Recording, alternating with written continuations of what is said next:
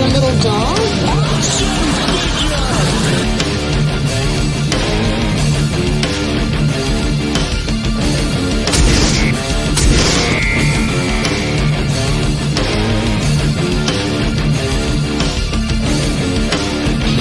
You can do it.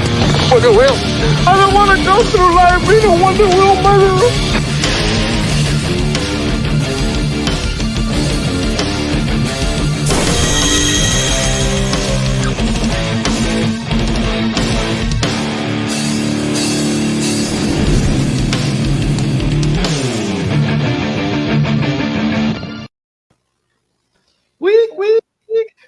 Hello, everyone, and welcome to the Collectable Past and Talking Toys with a bunch of guineas here. Broken guineas. Between the three of us, maybe we could form one person that's not injured. Broken guineas, unite! As long as we don't unite like the Wonder Twins did, because I don't give a shit what anybody else does. I am not forming a bucket of water. No. Or a mop.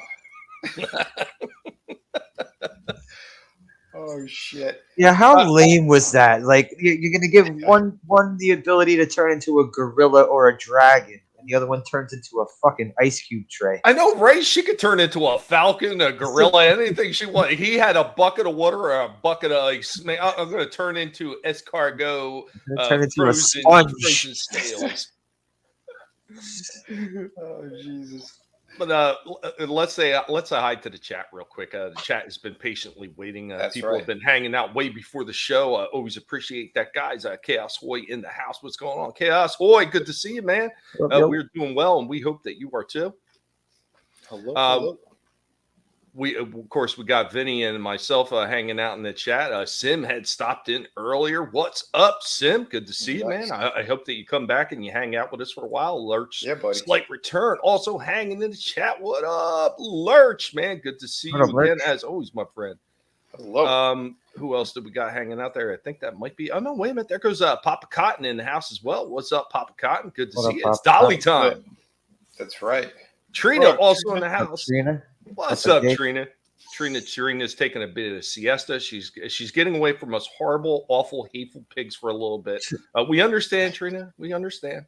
We're a bit much to deal with. The Doc in the house. What's going on? The Dig Outlaw. What's up, Doc? I don't know why, but my thing froze up on my end. There it goes. Holy cow! Here we go with CenturyLink again. Don't even get me started on it. Boy. Don't even get me started. Oh, no. They assured me after I told them I've heard this one before, and that's not the problem. Your own technician said it wasn't on my end, but they insisted that I need a new router. So they sent me a nice brand new shiny router, and I'm still having the same issues. Imagine that. Of course. What up, Soul Assassin? Talk about toys. Talk about toys. We're getting there, Soul Assassin. We are getting there. Vinnie, did you want to kick this one off? Yeah, I could. You want me to? Yeah, why not? So often this pig has to bear the brunt and burden of carrying the stream in the beginning. We could, yeah, I could show you guys a little bit of. I went to MegaCon, and there's a couple of. My mouse is broken here. Where the hell is it? There we go. Sorry, folks.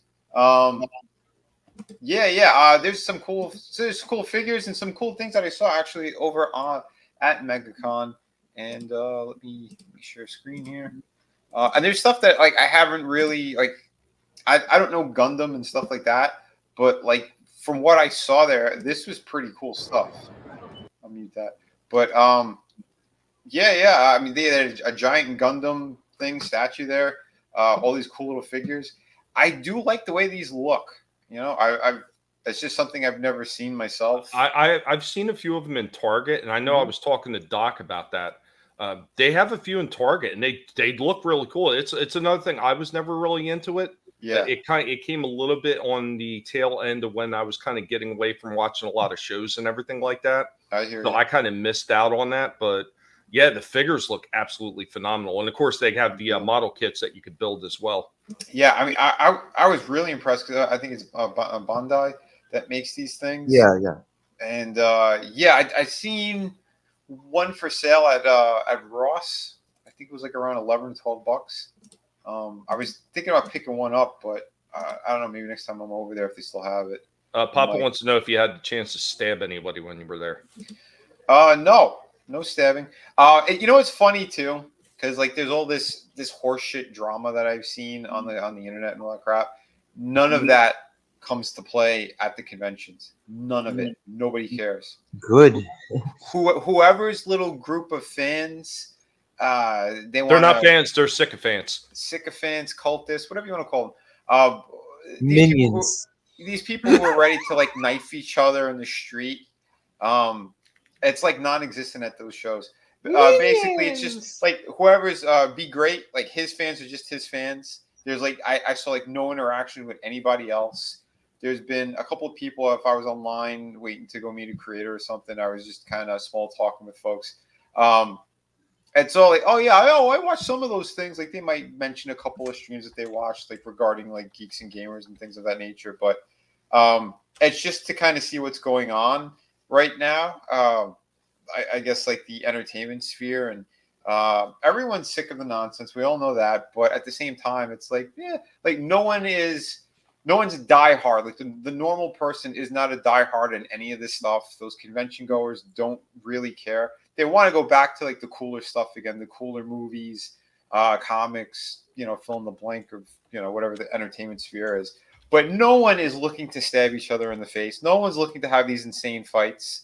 And I'll tell you right now, nobody talks about CG. It's like, I think that they're blacklisted, in that whole sphere, and no one cares. It's literally something that's like I didn't even catch a whiff of while I was at this show. It's crazy. Like I'll get a little more into some of that. So what you're basically saying in a nutshell is it's devoid of the tribalism that we usually see over here on YouTube. Yeah. Yep. It really is. People just want to be there, having a good time, buying the things that they want, talking to the creators that they want. Actual fun stuff. And some of the conversations I've had with folks were amazing, including pretty big creators. And like I said, I'll get more into that tomorrow, but I just want to kind of make that point. I thought it was really interesting to see that. But the show itself was massive. There's some really cool things. Let me go back here. This was pretty cool. I walked by this booth, and there's a lot of these things I haven't seen before. But man, these Transformers figures look pretty sick. I think I have most of them.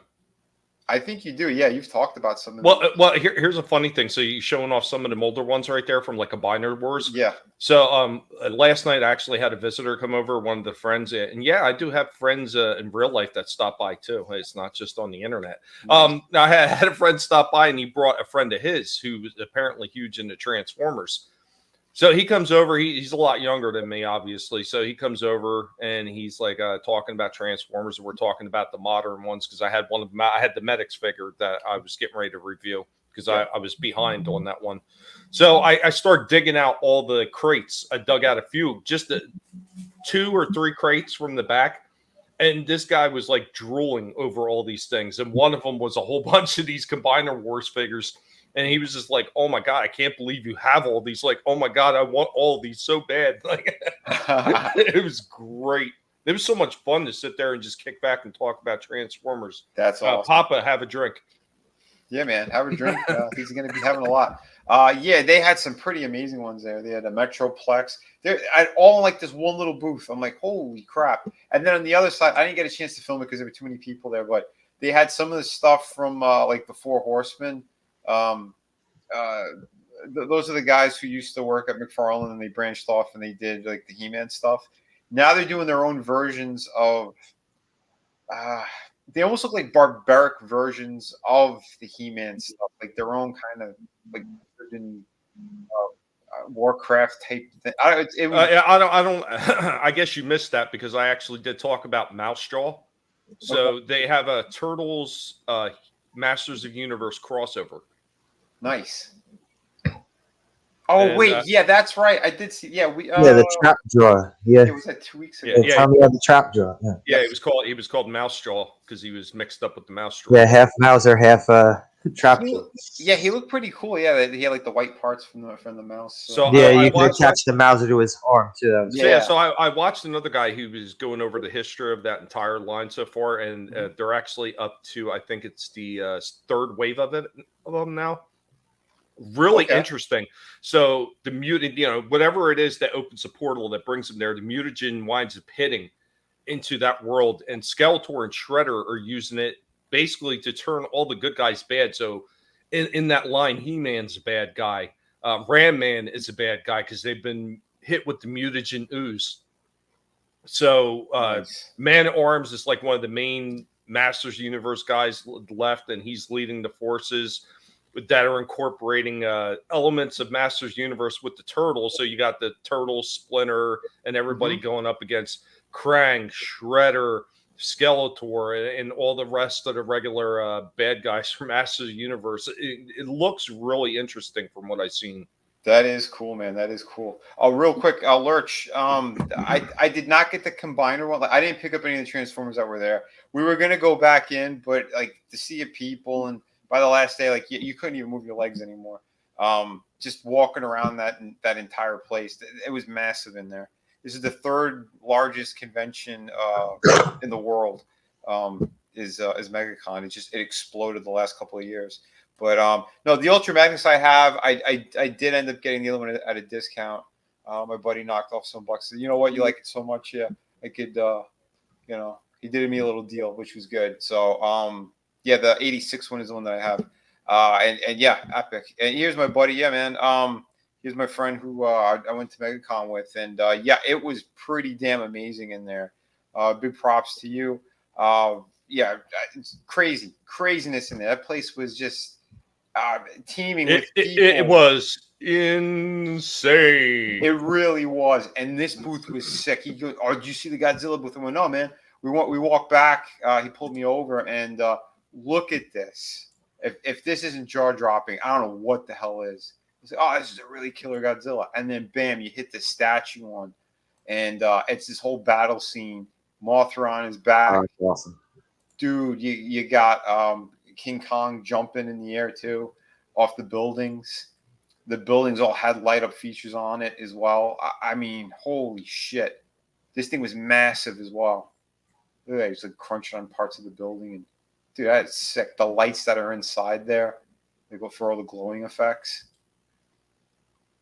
Dude, I didn't even ask what this would have cost, but it had to be an arm and leg and your firstborn.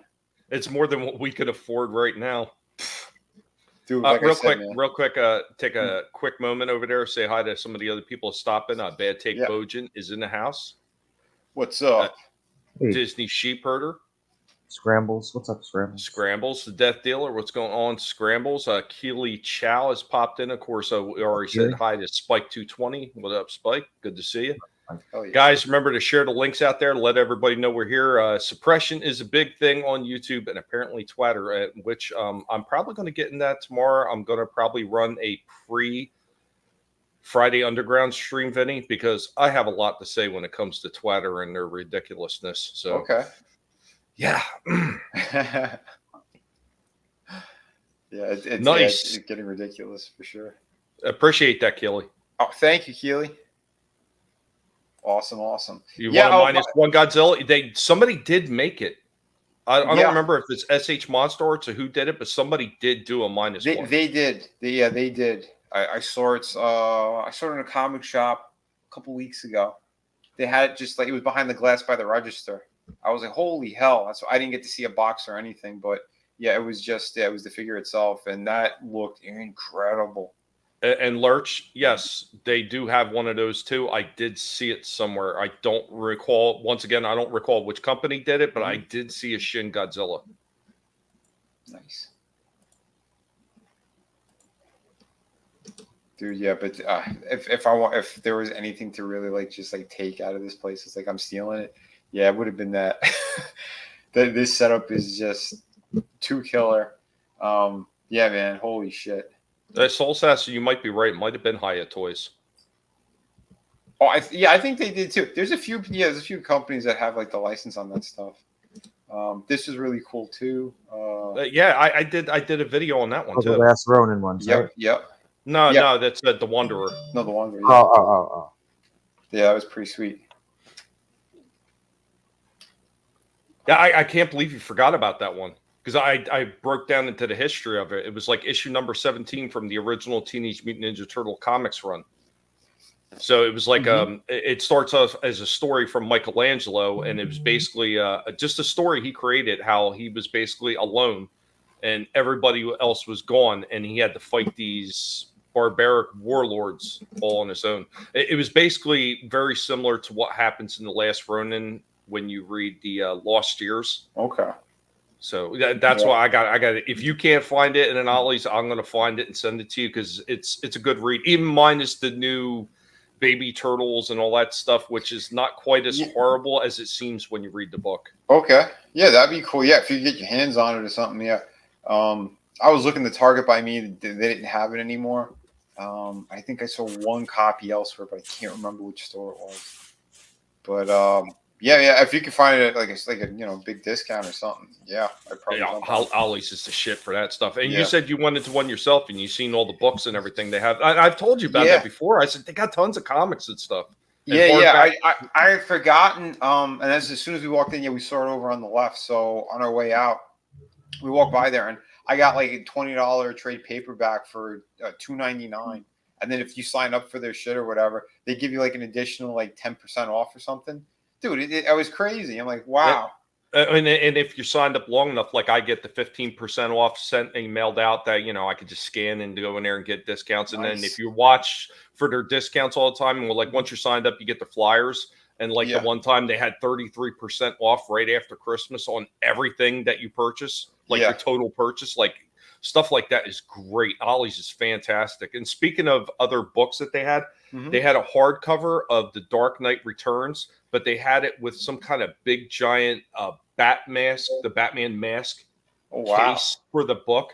And it was like maybe $7.99. And I think it was normally like a $60 book originally. Holy shit. Yeah, I got I got a hardcover of that from the comic store in my neighborhood. You know the store, Tommy. It came with a DVD in the back, like the back cover. You open it up, it has the sleeve for the DVD.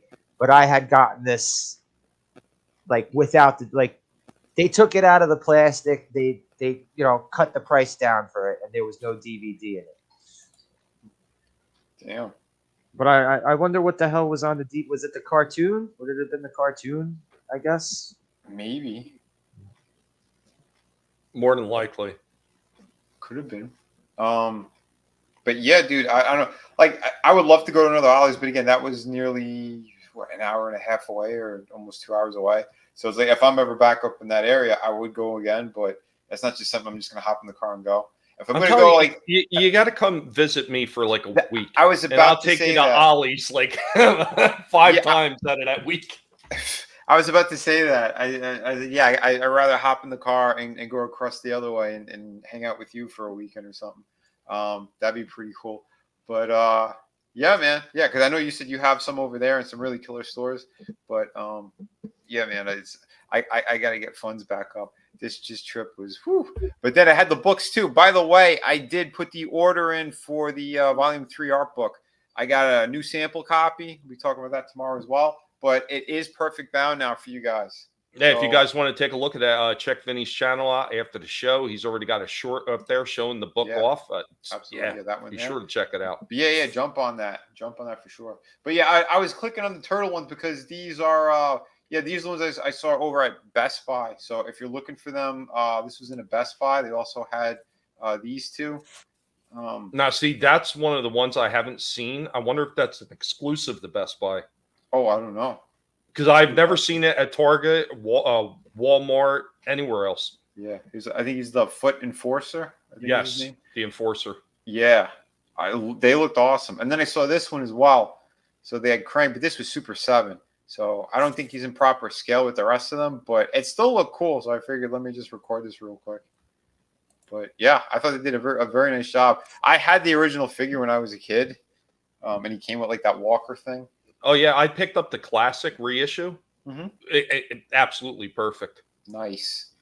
That is cool. Oh, by the way, I just got a heads up from my friend as well. He said that in wrestling news, that apparently everyone having a meltdown over The Rock taking the place of Cody. They switched it. It is going to be Cody and Roman Reigns officially at Mania.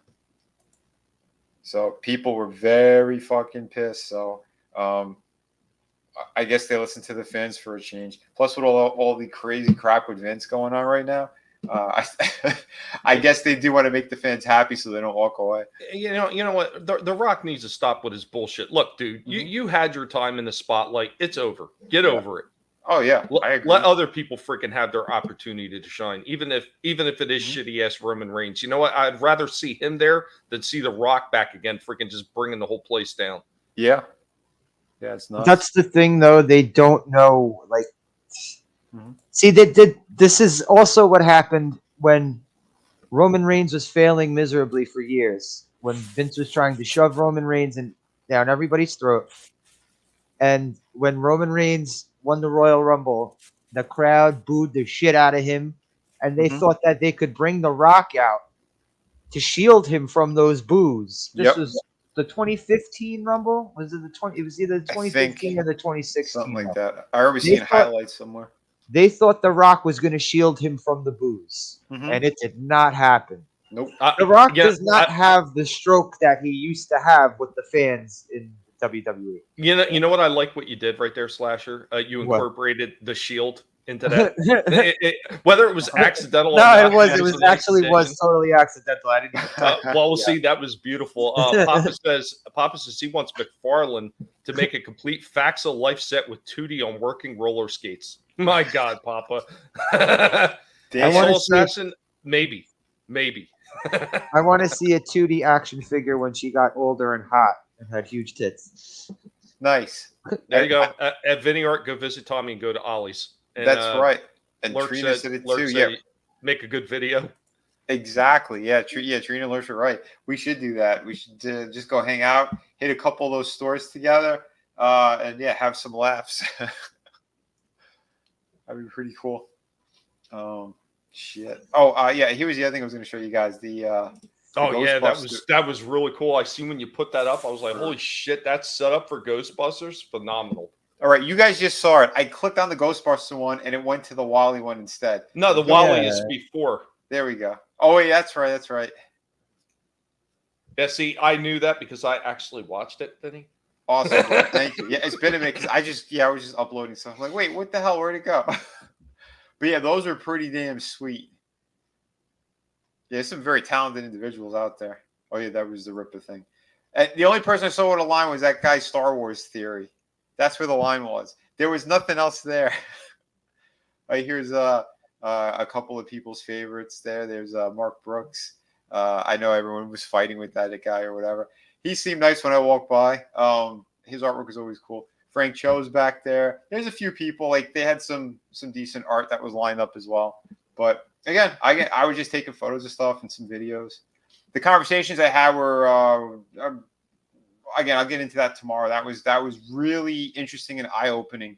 It kind of contradicts a lot of the stuff that people have been kind of chiming in about of what's going on right now in the entertainment world. I think I got a theory about. I think there's mandates that are being pushed for sure. Because some of the creators I talked to, there was zero politics, zero in our conversations. We were just fanning out about a bunch of different things. So, what up, Curtis? What's up, Curtis? Let me. This was actually on the way up to the show. It was one of the comic shops. This was incredible. This is a Hot Toys piece, but what is that? That's not Jeepers Creepers, is it? No, the zombie version of Doctor Strange. Dude, it looked sick. I mean, whether or not the movie was great or people liked it or not, that figure was jaw-dropping. I thought that was the thing from Jeepers Creepers. No. It's because he was dead and buried, and then they resurrected him. Basically, anything that Sam Raimi does, it's Evil Dead. It's all Evil Dead. Bruce Campbell said it too. Sam makes the same movie. He just has a bigger budget, but it's all the same movie. And he's not lying. Look at his other movies. It's all the same shit. They're all trying to get this Book of the Dead, this crazy thing or whatever. And then there's creepy or messed up versions of your main character, but this was one of them. And like he summoned all the souls and he used them, and like he flew in the sky with them. That's why you see all these hands and shit. Like it was pretty damn cool looking in person. I was surprised by that. Soul Assassin, you're absolutely right. Most people don't care for the box; they just want to enjoy their convention. Yeah, that's exactly it. Like I said, even some of the creators, I think a lot of them were forced into the shit that they had to do. And like I said, I'll get more into that tomorrow. But I've heard that Soul Assassin. No, they're making a bunch of them. The Raimis, they said that they want to do like every 2 years they want to release a movie. So there's going to be stuff that directly ties into the original stuff. There's going to be like. It sounds like there's kind of like 3 timelines or 3 books that they're going to be using. I think it's like the Army of Darkness ones. Like they're going to use each of those books. So that's why we're seeing different stories like we are. But that I just didn't like the last 2 at all. The last one I really hated. The one before it I liked. It was darker. Yes, there was no Bruce Campbell, and I know that pissed off a lot of people, but it wasn't even that, Vinnie. It wasn't even the fact that Bruce wasn't there. Mm-hmm. I just didn't like her as a lead. And she seemed so useless through the whole beginning of it. And then all of a sudden she's going to prevail. It was all, to me, it was just bad storytelling, almost as bad as the Hellraiser one that they released on Hulu. I wouldn't say it was that, but I liked the, the Evil Dead we're talking about. I like that for certain aspects, and we could break that down another time. But for what it was, I appreciated what they did, and it was more horror based. It wasn't just kind of like the campy stuff. But that very last one, there was nothing salvageable about it. The opening was the only thing I liked, which is like the first 3 to 5 minutes, and that's the movie I wanted to see. Not this weird thing with the apartment building and those women and those kids. I didn't care for that at all. They pulled me in the beginning of that too. Yeah. Just a shame. Thank you. See, that's what I mean. That's the movie we all wanted to see. How come they didn't make that one? Maybe Soul Assassin, maybe. Like I said, I think they could have did something a lot better with that one, and I could have been more interested. But I didn't believe in the main character. That's the biggest problem. Oh, and I get it too. Yeah, if you're not sold on the main character, you're not going to like the movie. I was okay with the main character, but again, because it was just a different type of story they were telling. But it was actually supposed to tie into another Bruce Campbell one. The main plan that they had, this is a side note from Toys, they were going to do that movie. They were going to do another Bruce Campbell Ash movie, and then they were going to do one where they put them together. That's what they originally wanted to do. But because the circumstances went the way they went, it didn't make the money that they thought it was going to end up making. Their next project they ended up doing was the TV series, which I'm happy for. That TV series, to me, was absolutely incredible. We got 3 solid seasons. And if that's the end of Ash's story, I'm fine with that. If he's going to do one more, that'd be great too. But everything else, what they did with this new one, I did not care for nothing. I didn't even want to finish it. It was so bad. But yeah, so that's that. Back to toys. Back to toys. That's right. Really cool stuff. But I'll show you more stuff later. There was a wrestling thing I'll show you guys on tomorrow's stream. But I think there's a couple more videos I need to put up. Just haven't had a chance for it yet. But so those are some of the shorts that I put up for this week. And we'll throw it to Tommy. And then when Tommy's done with a couple of things, then I'll show you a video that I got. I'm gonna kick it off with I got two things I'm gonna run here. It's three short videos in between them. So I'm going to kick it off with a toy break. I almost never start off with a toy break, but what the hell? This one was actually a gift given, and I'm going to explain it in the toy break short. But yeah, thank you for this, and you know who you are.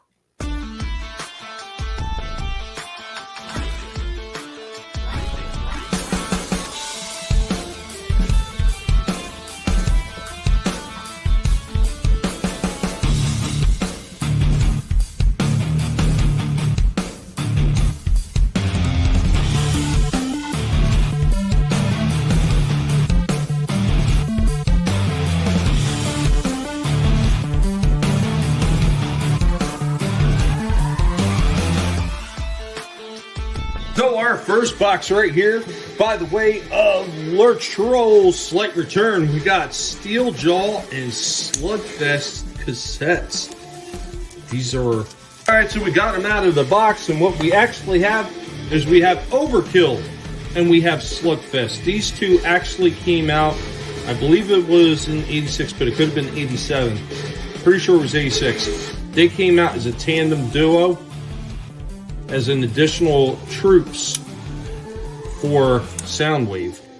So there we go, him, little Stegosaurus, and then we had Overkill, which was the little Tyrannosaurus Rex set. Yeah, he did have an opening jaw as well.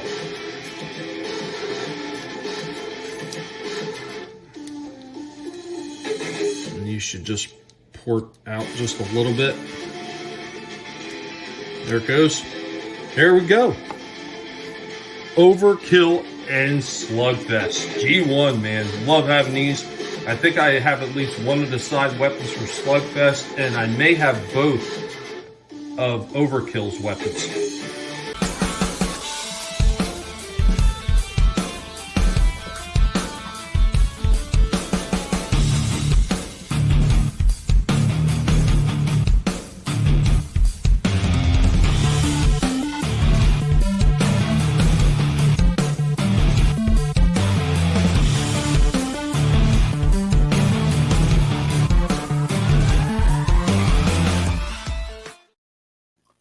Those looked amazing, man. Yeah, I used to have both of them in my collection a long time ago, and I don't know if I have them anymore. Lurch and I had this conversation because he had picked up a lot, and they came in there, and he didn't have any of the extra parts. And I do know I have a couple side pieces for at least each one. I don't know if I have the full, because each one came with two little side weapons that would go on, port into the open ends of the cassette tape. And Trina, thought they were little micro cassette tapes, and that's what they were made as. So you can, and I did this when I was a kid, and it was Ravage.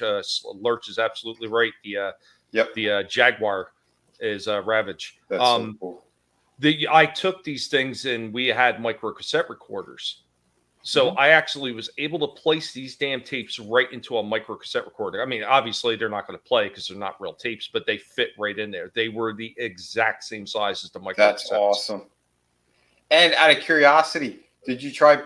Would they fit in the newer Soundwave figure? No. Okay. The dimensions are just slightly different on the new one. But they were pretty close, though, right? Yeah, they were very close indeed. They're just off just by a little bit. I actually did a comparison between all the tapes, and I did them side by side and showed the slight variation in the size, but it's not by much. Okay, that's pretty cool. But there's that. Starting off with a toy break, and then the next one is also a gift sent. This is by way of our good buddy over here in the Horseman chat, Vinnie. This was another one I've been looking for. I tried to pick it up a while ago, and I was actually waiting for it to go on discount at Target, and I missed my window, and they all sold out. But he found it and sent it over, and hell yeah, this is pretty cool. I had to break this one into two parts because there was a lot to unpack, and it is a double set. So here we go.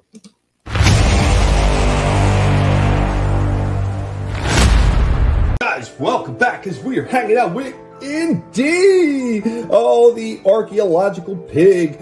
And Indy is ready here as we're getting ready to check out something that is kind of old school. Jesus, Indy, you were taking up that whole bed, you big boy. But anyway, we got one here from Mattel. Masters of the Universe, their classic Origins line. We have got Masters of the Universe, Rise of Evil, Dark Origins, the two of Eternia's evil warriors. We've got Keldor, the evil apprentice of Hordak, and we've got Kronos, evil criminal from another dimension. Thank you, ETEP of the Place to Be Reviews, for sending this one to the Guinea Pig Collective. This has been out of our stores for an awful long time. This one is from 2021, but this is another incredible addition to our ever-growing Origins collection. Awesome artwork as always on the box. You can see the back panel right there with all the artwork that's on the back of that. So without further ado, let's go ahead and get these guys out of the box. We'll throw in some action poses and we will see how they fare. And the Masters of the Universe. Here we go with Keldor and Kronos right out of the packaging. Let's go ahead and get them in some action poses. Here we go, showing Keldor off in some of the moves that he can get on, and he's got a pretty cool looking sword there. It almost looks like it has a glowing effect on the tip, but it does not. I did check it with a black light. And then we got Kronos with his big giant rifle right there. We go with Keldor in a nice big wide stance, wielding his Havoc staff. And we got Kronos trying to double hold his rifle. They put a secondary port in the front of this gun for another hand for to slide in, but they just gave him an open hand. Kind of questioning that one. Dude, that is pretty damn cool. Pretty cool. I got one more part to that, showing off the rest of it. This is a really cool 2-pack, and like I said, I thought it was great. And yeah, E-Tip got it for a steal. $9.99 for this 2-pack. When it was selling in the stores, it was going for over $30 some odd, almost $40. Yeah. I remember seeing it back then as well. Really nice 2-pack. So let's get into the second half, and then we can discuss it further. If you guys have anything more to say about it, here we go.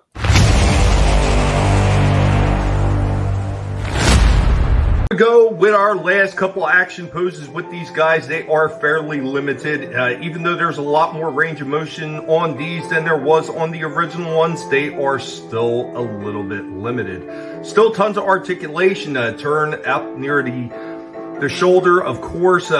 Swivel and pivot up in the elbows. Nice knee bend. Turn up at the legs, and a little bit of pivot and rock in Kronos with some really fantastic head movement and a waist turn.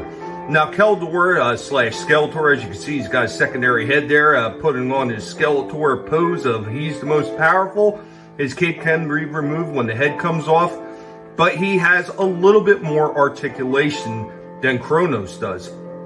Same basic posability, but he has a lot more movement up in his ankles and in his legs. Still difficult to try to get him into a kneeling position, but we did the best that we could to simulate that. Overall, I gotta say these ones are pretty decent looking. I would definitely give these ones an 8 out of 10. They're not perfect. I've seen a few of the other Origins figures that were a little bit better than these, but for what these guys are in this 2-pack, I think these ones are pretty decent. Once again, thank you E-Tip Wakuinen of the Place to Be Reviews for sending these to the collective. One last thing before we get out of here, I did want to point this out. It's probably going to be a little difficult to see, but his eyes are actually gem-like. So if you get a light on there just right shining, they will kind of sparkle a little bit. I thought that was a pretty cool touch. Have you the faintest inkling to whom you speak? I am Skeletor, Overlord of Evil! Anyway, guys, that's all we have on this Origins 2-pack. An awesome addition to anybody's Origins line from the Masters of the Universe collection. And the Masters of the Universe. Yeah, it's a pretty damn cool set. I like that.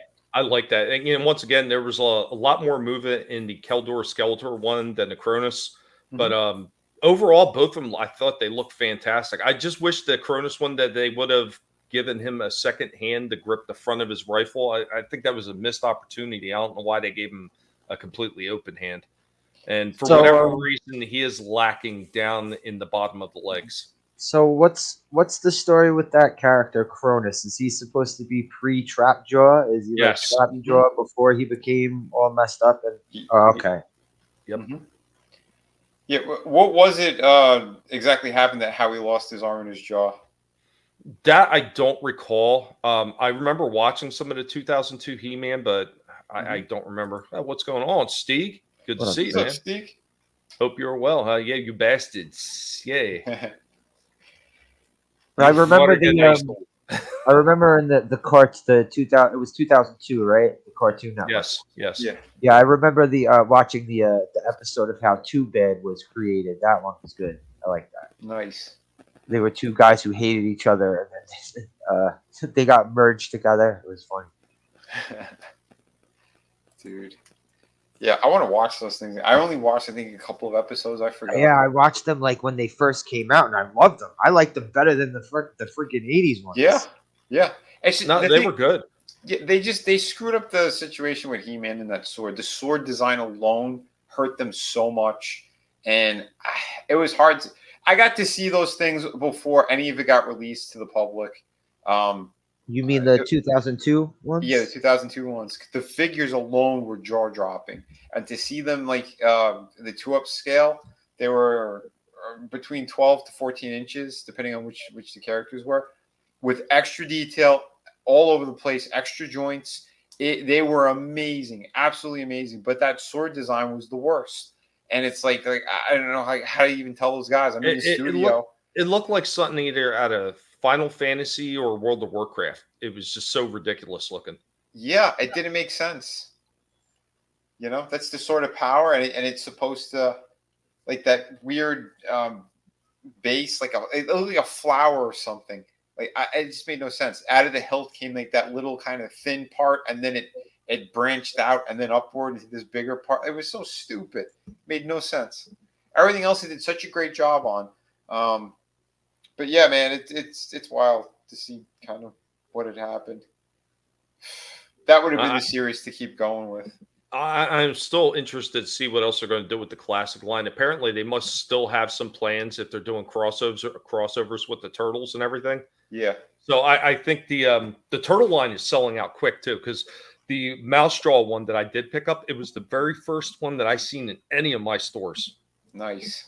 Like, you know, because I might have seen like one here or there at other places, but it was somebody already had it in their cart. I didn't see any on the pegs. So when I seen this guy, I was like, okay, I'm going to grab this one and check it out. And I was pretty impressed with it. I thought it was pretty damn decent. So I hope they do more of those, which it looks like they already have another wave or two planned.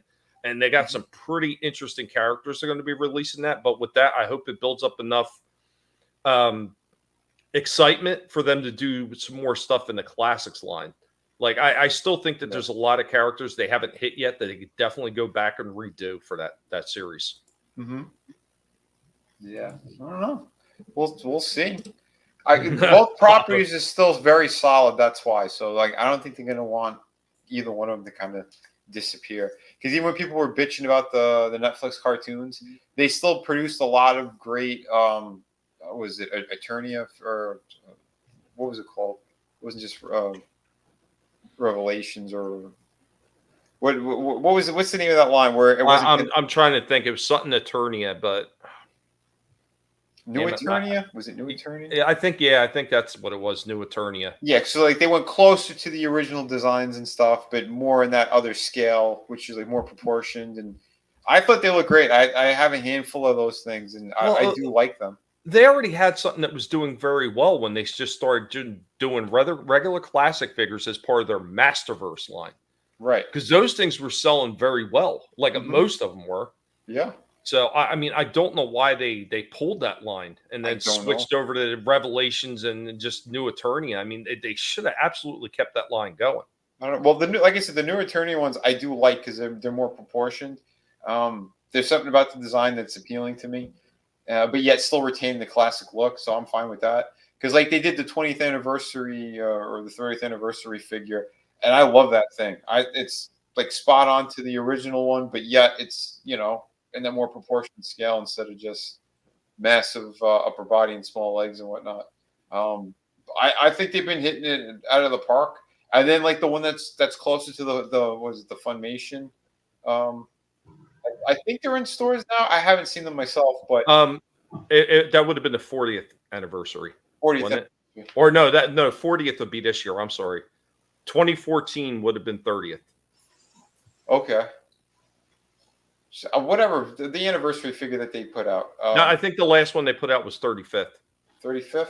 Okay, That's the one we were talking about. You have them too. We both have them. That thing Yeah. is incredible. I love that thing so much. And then if you go to Ollie's, you could get the Battle Cat that goes in scale with him, and it looks amazing. But yeah, I don't know. They've been doing a good job. I picked up Ram Man. I'm gonna review him maybe next week. I got him for like $9 or something. That guy was originally going for like 34 or whatever it was. But I found him for $9. So stupid. Opening fucking price $34. So stupid. Yeah, it's bullshit. They fluffed it out because the packaging was so big, and it was for what reason? He could have been in a regular size box. You don't need to put that other crap with him. They give him an extra harness, another head. Like, give him his battle axe or one other thing you want to put in there, and you're fine. An alternate head for the other faceplate thing that he puts on sometimes, and you're good. You don't need to do this giant elaborate thing. And this is why they lost money. They sat on shelves. No one was buying it because the price was too much. Take a look at the economy. People can't afford shit anymore. It's I don't know. These companies, they still love bending over the common folk. It's just crazy. Poor Papa. Poor Papa. Because a fur banana hammock and some kind of weird armor bondage gear isn't gay at all. You must have hated Conan too. I was about to say, doesn't that make Conan gay? Doesn't that make any sort of barbarian character gay? Shit. Go ahead. I was gonna say, yeah, our OG freaking barbarian is Conan. You know, that ain't gay. He drinks, he slaughters people, and he bangs broads. But that's the furry thong doesn't really, Right. that's not helping matters. Right. I had a meme for that, and it goes, it hit like an electric buzzer, and you see like part of his leg. He goes, it was never thong or underwear, it was his real fur. I guess he's part Italian. Shake that shit down, son. But that's my opening salvo, Vinny. So it's either up to Slasher or you again. Yeah. Slasher, you got anything? Go ahead, go. Well, I only have one more thing to show, and it's a video. So. Okay. I mean, if you want me to go again, it's up to you. No, I could show it. I just thought Slasher had something. Oh, go ahead. All right. Well, all right. Let me present. And yeah, this is actually one that Tommy had. He had reviewed it. I did finally get my hands on it a couple of weeks ago. I didn't get a chance to review them until now. And we got Ripper, not Ripper, but Ripper, one of the Dreadnoks. And this guy is pretty damn sweet. Like Tommy was saying, they did a great job with him. His glasses, they actually did properly. It's a shame though. This is the only one they had, and the box was damaged. But I mean, I got on my GameStop, so I had like $5 off or whatever. So not too bad. That's why I got them. Again, I prefer Ollie's or Ross to get these guys, but they don't normally have new ones. It's usually like older shit.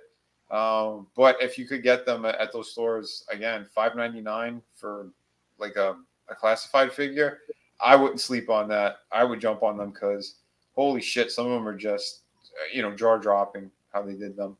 And again, the articulation, the sculpt work, everything is incredible. Yeah, I seen them on Twitter. I seen pictures of them on Twitter. Yeah, they're damn good. But again, yeah, I'm glad that they are phasing out this shitty packaging. I said it during this review as well. It's like, yeah, they want to be environmentally safe and everything, but yet they're chopping down even more trees to make this shit. And it's all useless. This is all useless packaging. Yeah, it's like boxes like for Staples or something. Boxes, more paper, more cardboard. It's like, what?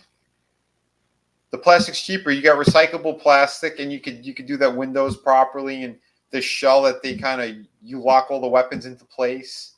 Everything's safer. Nothing bends. But that's Hasbro. They think they were being smart. They're not. They're douchebags. But yeah, the people who are actually designing these things, they're doing a very, very good job. I know they solicited 2 more of the Dreadnoks as well. The original dude, the one that looks like he's from the Blue Oyster Bar. Torch. Yeah. Although they did something with him I wasn't crazy about. His boots look like they go up to thigh highs. I don't know why they did that. He did have taller boots, but they weren't thigh high. No, they looked a little too high. Now Xandar, technically his almost looked like thigh highs because he had this big giant knee pad thing that was part of his boots. So it kind of made it look like the boots went up a lot higher than did, but it was really just a big giant knee covering. Okay. Or knee armor. Shit. Yeah, this one, like this paint version, his eyes look a little funky. Again, like I said, if there was a window, I would have been able to pick a proper one, but you know, this is like a grab bag thing. Thank God he came with the shades though, because those look amazing, and those are on him, and yeah, he looks great. So, but beautiful figure, man. Articulation wise, it's just standard kind of stuff that they did with these. You could pretty much get him into any pose. It's excellent. His butterfly joints actually work properly. A lot of them, like they just kind of put them there, and with the Marvel Legends, and they don't work. This guy, his actually work. So that's good. You can do the splits, drop down hips, the upper thigh rotation, double hinge for the knee, really tight joints. But he can not just kick himself in the ass, but in his lower back. That's a big range.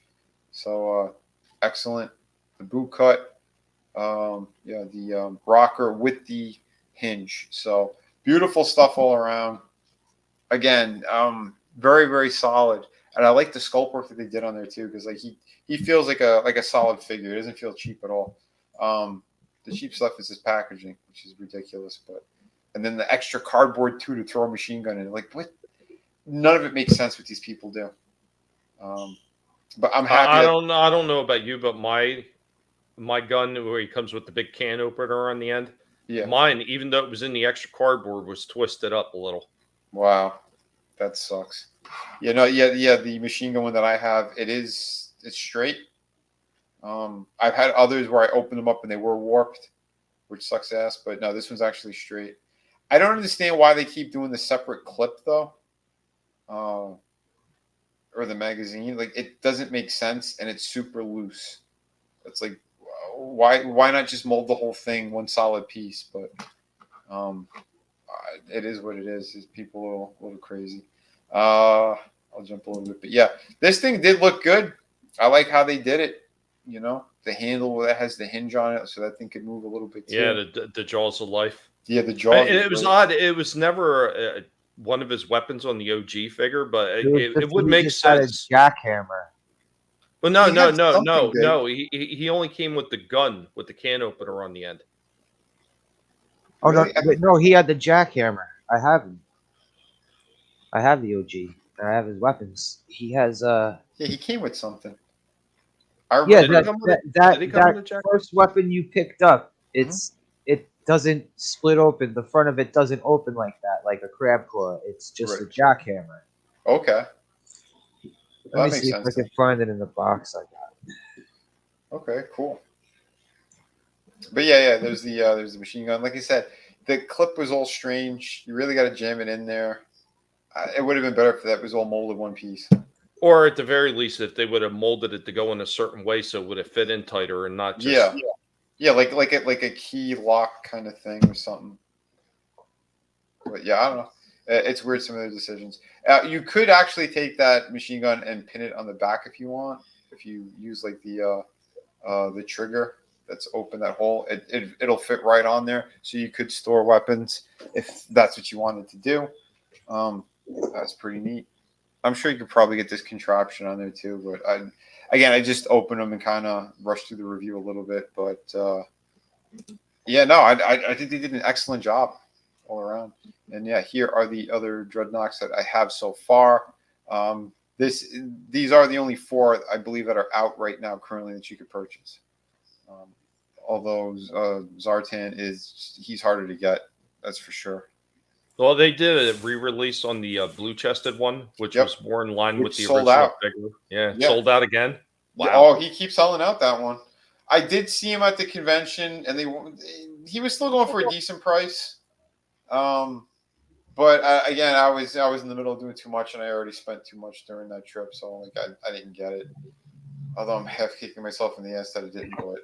Yeah, the only one I don't have right now is Buzzer, and I missed my opportunity to get him super cheap at freaking Target when he was $9.99. Yeah, it was the holiday sale. But dude, that was like seconds. I'm not kidding. Like I went to go look. I had 2 things in my cart, and then by the time I was ready to go to checkout, they were gone. So it's like whoever paid first got them right away. And if you didn't, boom, like they were pretty much like stolen out of your cart. It's crazy. But yeah, no, I'm happy I did get him. Because yeah, he does look good. The glasses weren't. I don't think they did them correct for Buzzer. That's why I don't have him on over here. But he's still really. It's really a nice face sculpt anyway. So I didn't mind not putting on the glasses right now, at least for this. And yeah, Zorana looks amazing. She's I think one of the best female figures they've done. I do have another one who I think she was in the comics. Her name's Helix. We might review her as well. She looks pretty cool. They did make a figure of her back in the day as well, but not the OG. Not the OG, but like a little bit later on they did. That line that was still, it was the smaller ones, but what was it, maybe 5-6 years ago or something? They were really hard to get, those 3 3/4 ones, but they had her in that lineup. So one of the things I want to talk about again, I made sure to bring it up when I did my review, is like how well they did all the tattoos on these guys too. Yeah, they did. Yeah, Buzzers is really good. The cobra that he has on his arm, that looks incredible. That was pretty sweet. But yeah, I have Ripper's weapon. Oh, nice. See? Oh, goddamn! Yeah, I forgot all about that piece. Doesn't open. Yeah, see? Shit. So I think that's supposed to be the Jaws of Life. Then maybe I thought it was a jack. I always thought it was a freaking jackhammer. No, it's definitely not a jackhammer. His name was Jack. Ripper. Yeah, I thought it was like special, like makeshift. You know how Dreadnoughts all had makeshift, shit like that. Yeah, that is Jaws of Life, because the jackhammer's just got a straight rod with the big chisel at the bottom. And Vinnie, OG Torch. Yes, that's it. Had knee-high boots. Yeah. I'll look for that one. Yeah. When you guys are showing some other stuff, I'll try to look up the classified one that they released photos of. But yeah, I think they're doing a stellar job with these. And the other night too, we were on E-Type's channel, and I found that Fortnite boat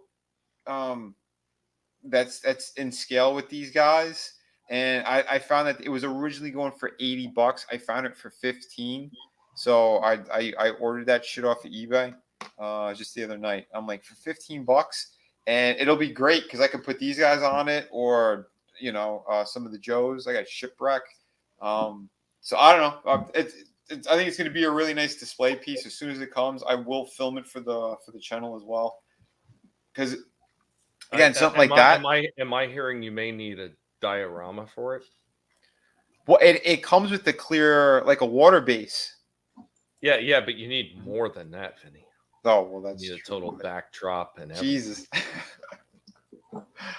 That's going to be a lot. Talk about crazy with the toy stuff. I seen one guy. He was building the swamp. The swamp for the Dreadnoughts. Yeah, I've seen that before. They had the shack. I seen someone do that. That's incredible. Yeah. Well, when I was at McFarlane, I had worked with the guy who helped build the sets for the like for the photo shoots. So like if we had like the samurai figures and shit, like we do like build like a piece of like architecture that looks like something out of feudal Japan, with some like the grass and stuff. Oh yeah, he kind of went like all out. I helped them build a couple of things back then, but yeah, dude, it takes a lot of skill and a lot of patience to do that type of stuff. Yeah, I can't remember where I saw that custom set. It was they did the whole like they did the water, the dock. It was awesome. Oh, dude, that sounds amazing.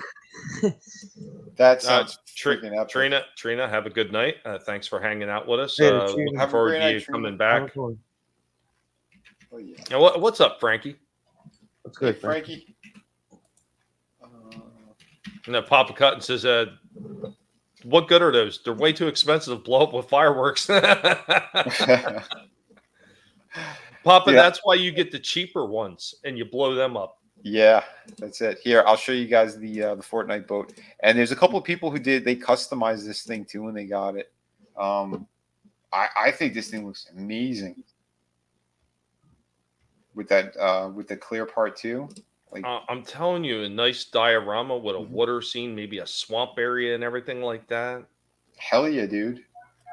That'd be pretty epic. And it does float apparently. So there you go. Look at that. Yeah. Look what these guys did. You know, it's simple, but it Nice. worked.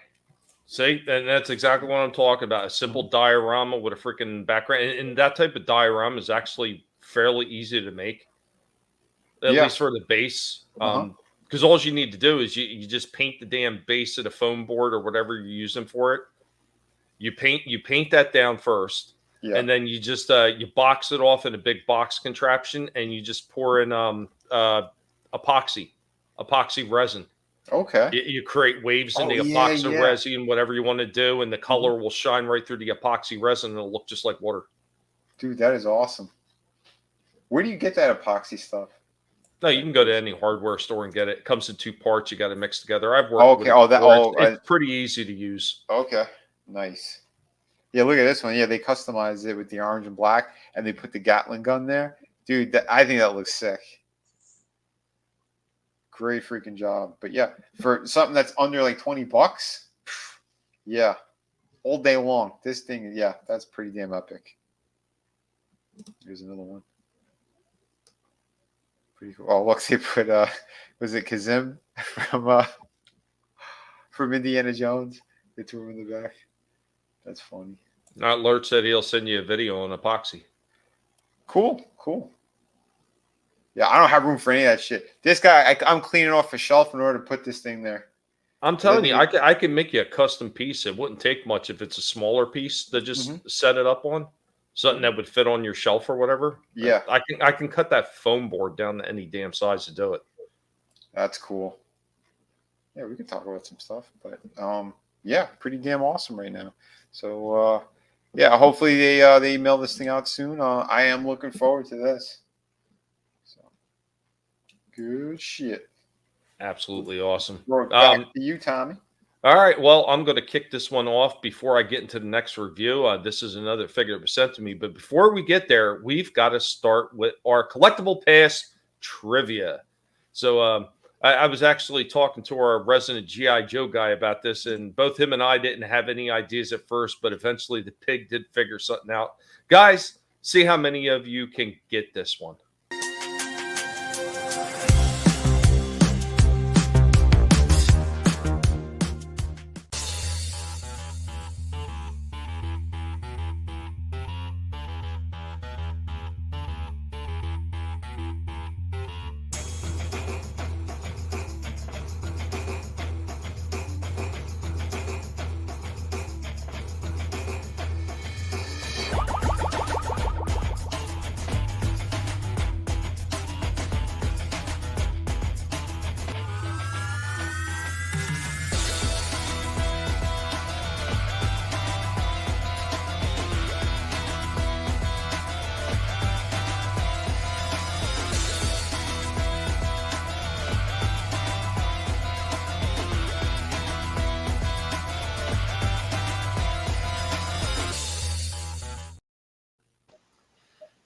Nice. Yeah, so there you go. They actually held off because Lurch got it. They held off because they were worried about washing out of the colors being all in black, which they wound up changing later on in the series. That's why, like early on, you see the Baroness in blue too, and then later on you'll see in episodes wearing a complete black because they were worried about that color washing, fading out into the background, and they worried the characters weren't going to stand out enough. But I mean, they've been doing that stuff in comics for years. Like, I don't understand because most of Sunbow worked with Marvel, you know, when it was Transformers and G.I. Joe. So, I mean, they should have understood how to be able to blend those colors and not have to change the color of the characters, but they got lazy and just did it anyway. Yeah. Well, they do that from time to time. They get super lazy. They do. But that was our lead-in for the next one, and thank you. I give credit, absolutely. I had to break this one down into 3 freaking parts. There's an awful lot to unpack in this. I'm just going to let the video speak for itself, and then we'll talk about it afterwards. Okay.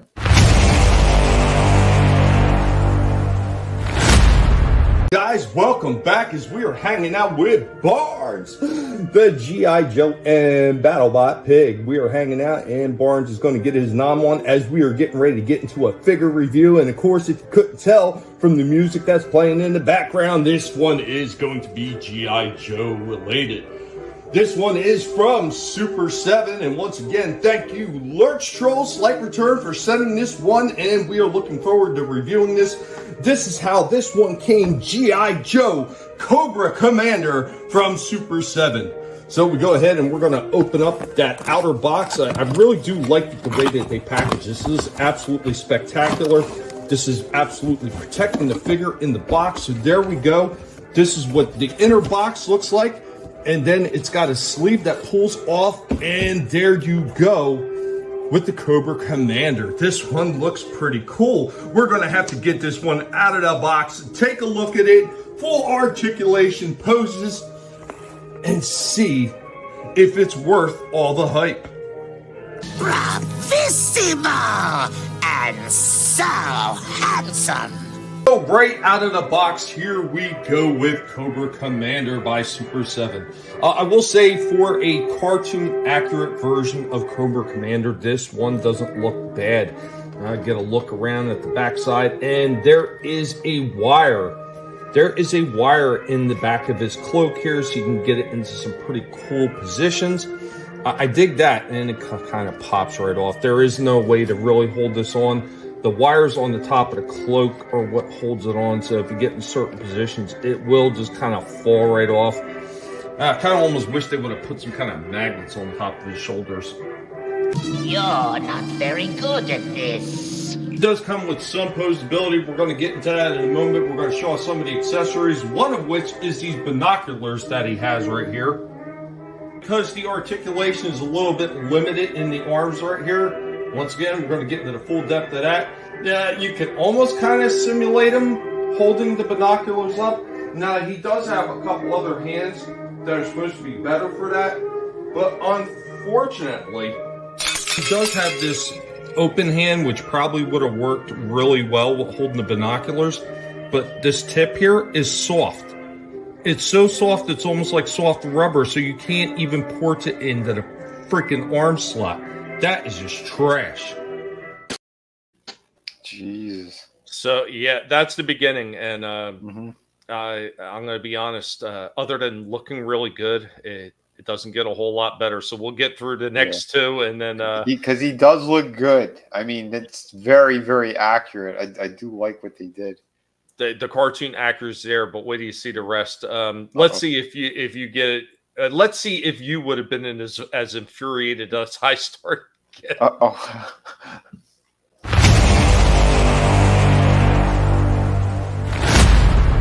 goes with a few more of those hands that I was able to port in with a transmitter device, getting ready to push the button on it. It goes with some other kind of transmitting device. I'm not really sure what this one is supposed to be. It seems very odd. It almost seems like it has a port, and then as you can see, he doesn't stand very well. The articulation is a bit of a pain, but there we go with that little device, whatever the hell that is supposed to be. Retreat! Retreat! Here he goes with yet another item. He's got a Cobra wrapped around a globe right there, and he does actually have a specific hand that this thing ports into. Unfortunately, it's really difficult to kind of port that in there. Decent detail on the snake right there. I mean, it's pretty cool. A neat little accessory. We are invincible. He goes with his command staff, and he's got a blaster in his hand. A very, very odd looking blaster. I mean, it's interesting, but it goes in another pose with a couple more weapons right here. Now, I'm not really sure what this weird laser blaster thing is. It's got a little scope thing on the front. I will say I do like the way that they made the hands right there, so the finger can actually go inside the trigger guard. That is pretty cool. In case you didn't notice, that is a different head as well. It's just a little bit different because it doesn't have the silver stripe on top. So there we go with him. He does come with one more accessory, and he does come with this rifle. But if you notice that there's no handle. There is no handle on this rifle for him to hold. So yeah, what's the point? Why even include something like that? That's just retarded. What the? That was so bizarre at the end. I got one more. Okay, So far, it's not too bad. I think he looks amazing, man. Well, wait till I get to the last part, and then you can tell me if I was right or if I was wrong. Okay.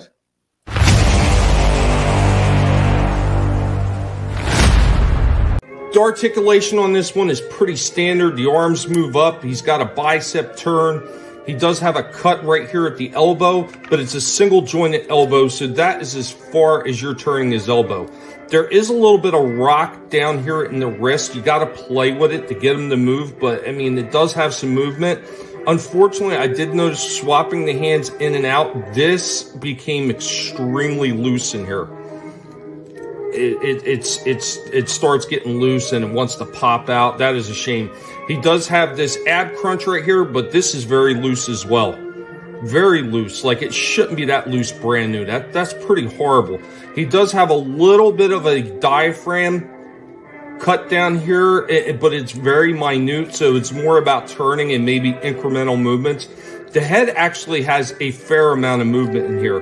You get a little bit of side by side, you get way back, as far as the helmet will allow, and you get a nice look down on there. That's pretty cool. As far as the legs, there's no drop down on these legs. So whatever movement you get there's a little bit of twist on there because it's a ball.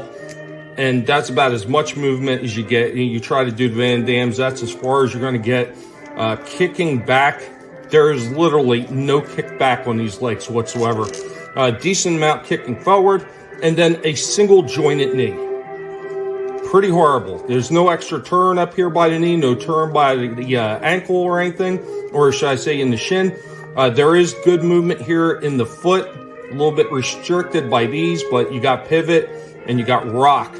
But that is it. Like, overall, I gotta say, for something that is, and I forget how much these things, I know they're somewhere around the $40+ range for these Super 7 G.I. Joe figures. Looking like the cartoon version of Cobra Commander, it looks excellent. I am not going to deny that. This looks just like the cartoon, spectacular. The articulation is where this one fails. Not to mention that one of the hands, the joint was so rubbery that I couldn't even use it. Or getting a weapon that you can't even use because he can't hold it whatsoever. Those are huge misses to me. This is where I think this figure fails. It does not have all the features that you would expect for a $40 or more figure. The absolute best that I can give this figure is a 7 out of 10. No! How could they? They do this to me!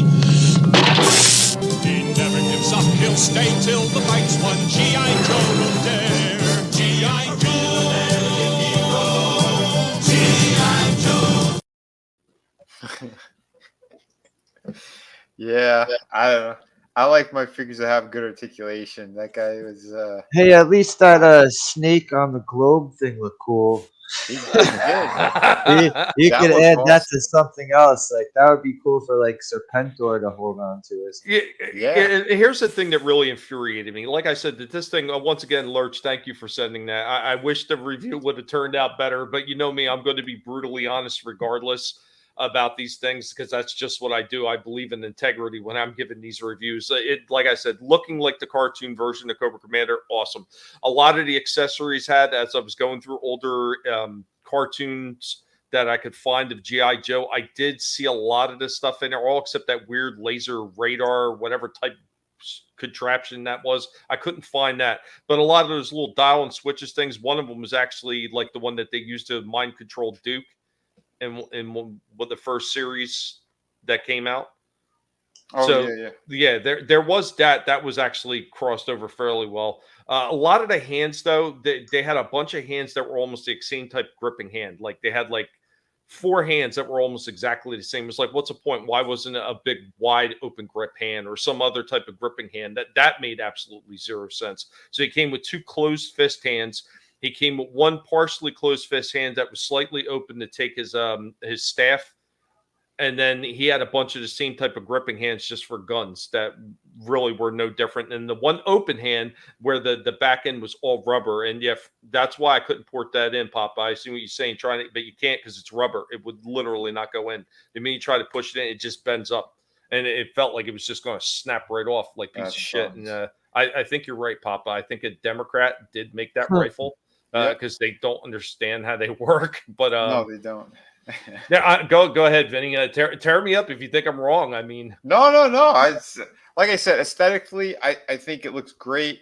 Posability is shit, and yeah, some of those issues, man. Yeah, those issues, I'd be flipping out too. I probably not even want to switch the hands because of that. You know, because that kind of soft plastic, that shit will snap off quite easily. I don't understand why that company does that shit. I only have 2 or 3 Super 7 figures. They're the Thundercat ones. And I had no issues with those. I thought they look great, but they're a lot different. They're beefier figures as well. Something that has more human proportions. Like, they should have done different stuff with them, you know, because the Thundercats almost had like a He-Man type quality to them in terms of like the articulation and the designs. But these, dude, get your double jointed elbows and knees in there. Step up a little bit with that. They could have easily given him like a ball jointed like midsection as well, or something along those lines. Or even like what the classifieds were doing, like you get like that half ball joint by the waist, so they could kind of pivot in different directions. Like, there are ways of doing it, and I don't know exactly what that company was going for. Yeah, I like I said, they had that slight hula hoop down in the waist, but it was ever so slight. There was hardly any turn whatsoever. I was and like it was probably hard to see, but I was barely moving him for that ab crunch, and it was just flipping back and forth. Like, you could, if you grab the figure and shake it, the whole front body flip back and forth. Damn, that sucks. That's disappointing. I hear you, Papa. I remember that. A lot of people had that problem with the old Joes, the thumbs breaking off. Yeah. Yep. Yeah, I didn't have too many that lost their thumbs. I had so many that lost their thumbs, and if you try to throw enough karate kicks with them, their dicks break off. Yeah, that happened a lot with my figures, because it's like, you're trying to get a character to kick or something. It's like, oh no. And the elbows crack too on some of the figures. Oh shit, yeah. I hear you, Frankie. No quality control. They should have caught the handless rifle. Yeah. There's a lot of things they should have caught on that one. Like I said, once again, cartoon accuracy. Boom. They nailed it. They nailed it for cartoon accuracy. Yes. But everything else in that figure, like, you know, the rifle not having a handle, the rubbery ass freaking wrist joint for that freaking open palm, the Cobra. That was the one of the other hands. It was the open hand palm with the posts, so you could sit that Cobra, because it's got a small post and that hole in the bottom, but they don't match up. So one is almost rectangle and the other one's like almost pyramidical shaping, and it's like, it just, I don't know what they were thinking with that shit. That was just pathetic. And instead of giving a secondary helm with just a blank blue, why couldn't they have included the damn the cowed face? You know, they're not Hasbro. Yeah. Why couldn't they have done it? If they licensed that, they should have been able to do whatever they wanted, and should have freaking included the cowl, because it was in the cartoon enough times. No, because they were all screaming that's too close to a certain thing. See, Papa Cotton knows what I'm talking about. For real, they'd break their dicks all the time. Yeah. But the more karate kicks you throw, the more dangerous it was for their dicks. Well, maybe it's just because you guys are real ball breakers. Well, you know, especially growing up in the Van Damme age, you wanted them to get that really high kick to knock the other Joe down. Yep. Bastards. Well, I think that's why they did the drop down hips and all these on the classifieds now. I remember the Crimson Guard figure. I still have him. He's a beat up son of a bitch. He's around here somewhere. But on one hand, the thumb broke off. Mm-hmm. And on the other hand, the 4 fingers broke off. What? So he was disabled on both hands. Did he have a dick? I don't even know. Probably not. Probably not. I'm sure he threw a lot of karate kicks. So. Well, then let me see if he's in this box right here. Then there's no point for him to live anymore. If he can't hold it, No, and then there's nothing there to begin with, there's no point in living, right? he's not in the box over here. But I have half dust. I have half Destro. I found the classified torch. So here you can see him with his thigh high boots here. I mean, he still looks really good, but I don't understand why they made the knees that high. But yeah, he does straight up look like straight out of the Blue Oyster Club. Yeah, he Fucking does. Village People cover band. Yeah. Yeah, he had that Lemmy look there from Motorhead. They're the knee pads that I was talking about earlier. And what they should have did is they should have made them a different color where they were like a little bit more metallic or something, so you could have differentiate. Okay, they're just knee coverings and they're not really the boots coming up that high. Like that's just a poor choice in coloring. Maybe they'll change it before it gets released. Maybe. Yeah, because it looks like it's still the 3D rendering here. No, it literally says right on there, digital rendering shown. Mm-hmm. Yep. And here's the other dude. Oh, Naugahyde. Yep. Sweet. Oh, awesome. He looks freaking bad. He's out already? No. They're showing you these are going to be, I guess, the next wave after the ones that come out in April. Why did they give him the lizard? I don't know. Do you remember the episode with the lizard where Cobra Commander used it on Serpentor and turned it into like a partial iguana? Were those the Deke episodes? Yeah. Dude, I like I how he didn't looks. see too many of those ones. Yeah. Pretty cool looking though, man. You got the anarchy symbol on his shirt. Yeah, but his name is now Naugahyde again? Because I don't know. I saw they changed his name. I hope they changed it back. They changed it to just Noah, which is fucking stupid. That's weird. Yeah, I don't get that. Probably lost the rights to use that name. And they did make Doc as well. Hold on, pull this one up. Nice. That looks awesome with the stretcher and everything.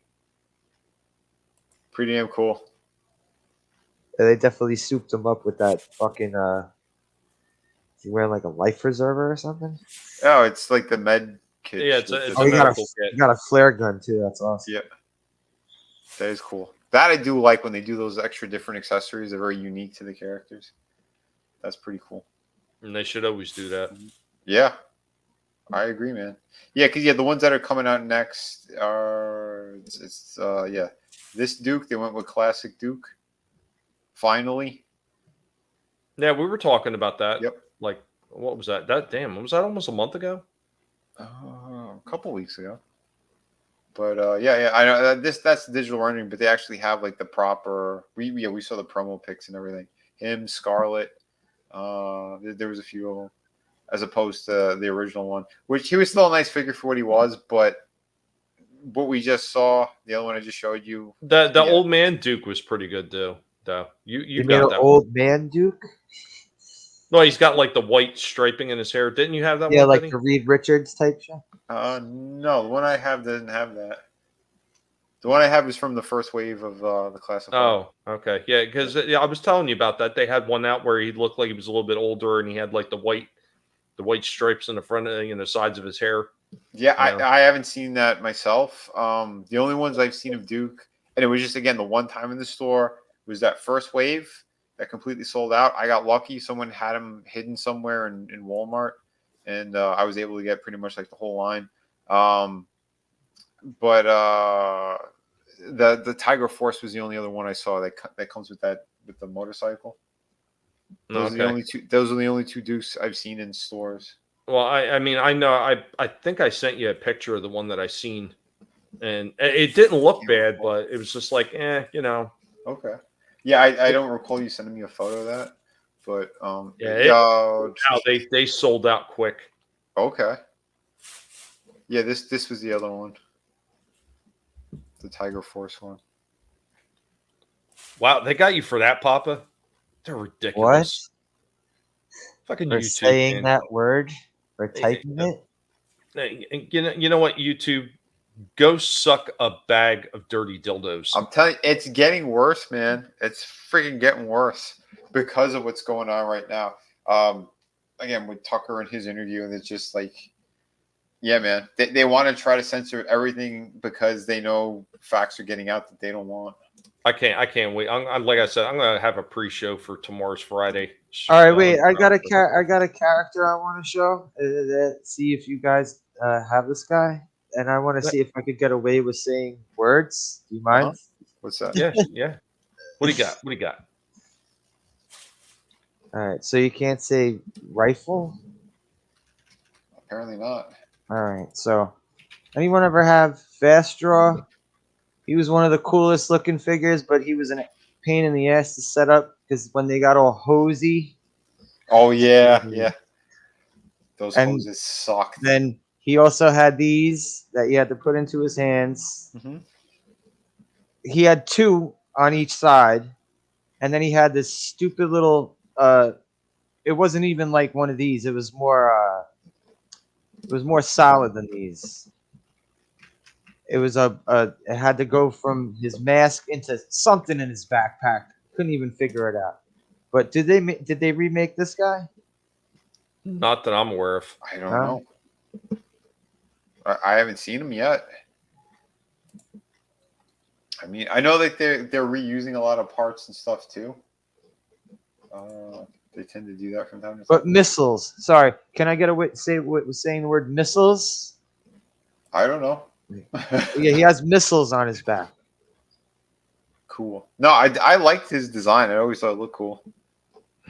Frankie, spell it backwards. That's just ridiculous. Absolutely ridiculous. This is my beep. This is my beep. All right, Vinny, did you have anything else before I go for another toy break? There was one other character they showed too. They have some more Tiger Force shit that they're doing, but there's also there's why are they continuing? Because it's just they have the mold, so there's just have they been talking to Todd? You gotta do 47 repaints. Oh God, I want to get into that next week. I seen some shit that just made my freaking skin crawl. Oh boy. But here's the Jinx figure. I went to hit on this to click this one, but apparently it's all blurry and shit. But she looks pretty good. I like they have the alternate heads too for her. And she had the tattoo down her arm. So that was pretty cool. So, that's cool. I prefer her OG outfit though.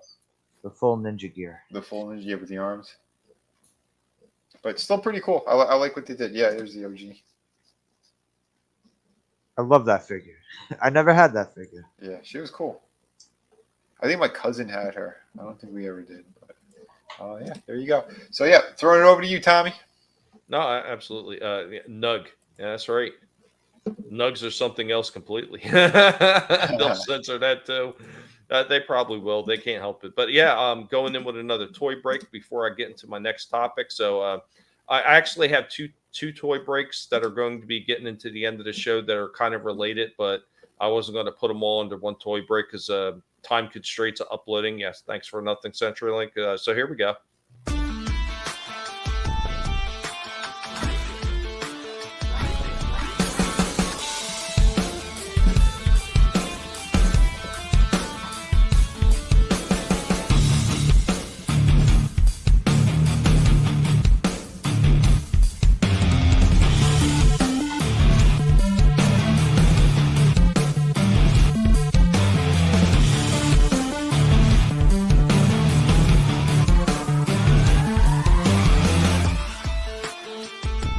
Yeah, so here's a bit of an oddity. Let's check that out. G2 Universe Jazz. I got that Armada, Starscream, Metal Hawk, Laser Cycle, G2. Laser Cycle, and who we got back here? Autobot Mirage in G2 colors.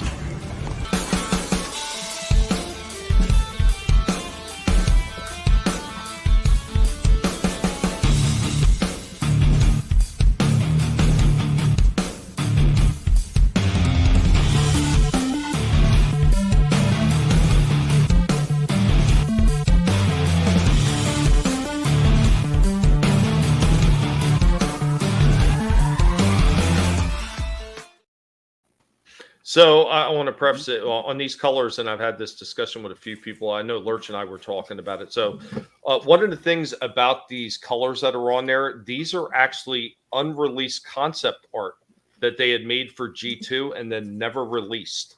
So that's why it's like these weird orange funky colors on Jazz and the weird like splotchy like neon looking colors on Mirage. And they did Dead End and they did a few more. And they did another one I'm going to show in the second toy clip towards the end of the stream.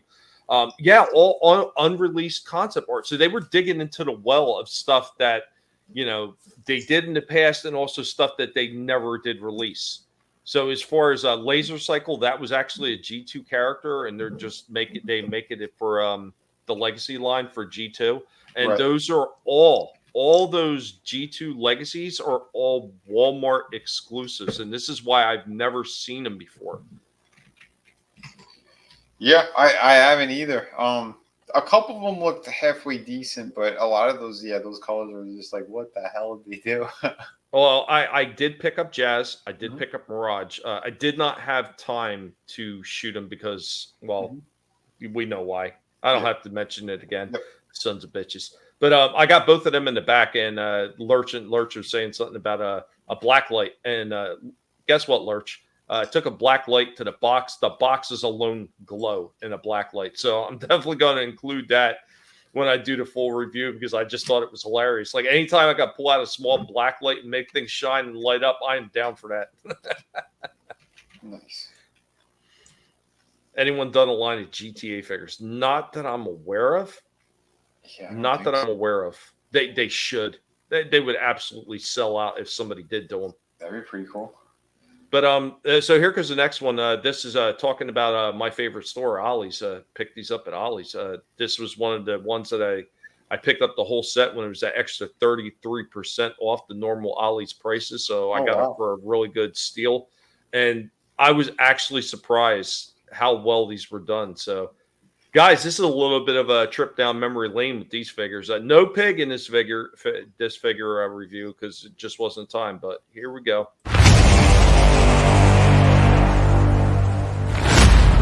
We're going to be taking a look at the Dungeons and Dragons figures that I picked up from that old 80s cartoon. All these I got at discount at Ollie's, and yeah, we're going to have some fun checking all these out. Dungeons and Dragons ride!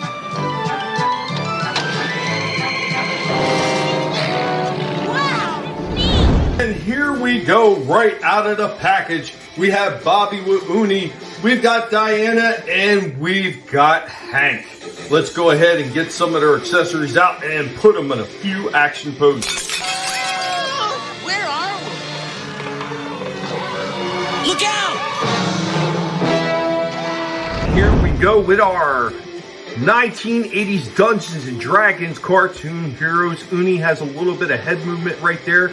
You can see all the movement that Bobby has with the double jointed knees, double jointed elbows, and a fair amount of movement in the waist, and there is some movement in the head. Decent rockers down there, as well as swivels down at the top of his calves. He does actually have a little bit of pivot in those tiny little arms too.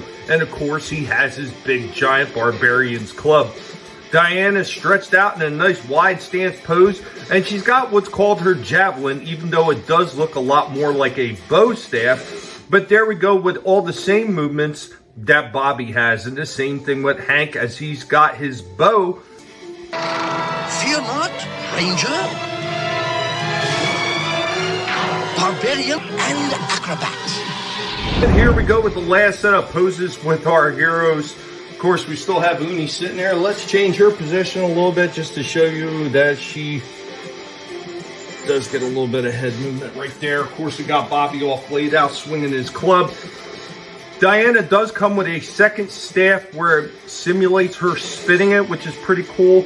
And then we can see Hank has got a big giant bow that simulates a big flaming arrow. These ones are pretty decent looking. I gotta say, for the $9.99 plus the 33% discount that I got at Ollie's when I picked these ones up, they're pretty decent. I really was worried about these because of how small the joints are, but all the joints move absolutely fine once you kind of work them loose, and nothing feels like it's going to break. So these are pretty decent. They got ab crunches, they got pretty decent head movement, and they come with some decent accessories. Each one comes with a die too. Bobby comes with a 12-sided die. Diana comes with a 20, and Hank comes with an 8-sided die as well. Anyway, guys, I gotta say, I'm going to give this one, I'm going to give these ones a 9 out of 10. These are pretty decent. In the realm of Dungeons and Dragons. Pretty cool. Papa says, love that cartoon. Does look dumb, and I don't want to. I wasn't sure if I was going to pick them up. I remember the cartoon. Yeah. But after I picked them up, I got to say, I'm not disappointed with these at all. And what's going on, Tony? What's going on, Decepticon? What's going on, guys? Tony did share, what was it that he said? Putin is on Rachel Maddow. So, guys Tony, talking about, it's rolling Tony. Don't be a bigot, Don't be no bigot. She has a bit of head movement, phrasing. Yeah, I should have gotten her into one of those movements, huh? And absolutely amazing. These things are like super teeny tiny. Yeah. But they got tons of articulation. Like these are a little bit, they're a lot smaller than the normal figures that we see from NECA and some of the other ones. Mm-hmm. These are more like in that probably 5-inch range or so. Okay. But yeah, absolutely fantastic. They knocked these ones out of the park. I'm very surprised. I wouldn't mind finding some more of them at Ollie's and completing the collection. Thanks. So yeah, decent, very decent. It's freaking great, man. I don't know. You remember that cartoon at all, or a little bit? Yeah, I didn't really watch too much of that stuff, but I do remember catching some here or there. I remember it was around the same time that they were putting out the LJN action figures, which were pretty fucking awesome. Yeah, they were really. They had some cool PVC ones too, like the ones that had no articulation. They were still pretty good. I have the Fortress of Fangs. I can't show it because I'm not going to hold up my laptop to to where I have it placed right now. But yeah, very nice, and that's all about bringing back some of the memories. And that was one of the reasons I picked them up. I thought they were cool. I remember the cartoon. I didn't watch it religiously, but I'd watch it when I had the chance to watch it. When I it was the same with me. I didn't watch it all the time.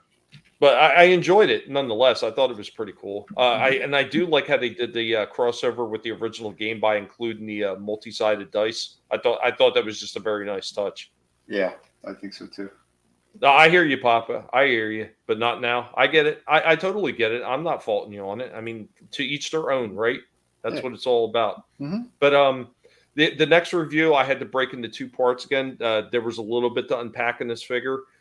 There was moments I really enjoyed this, and there was other moments I started getting a little frustrated. But I think in the end, I still gave it a fair score.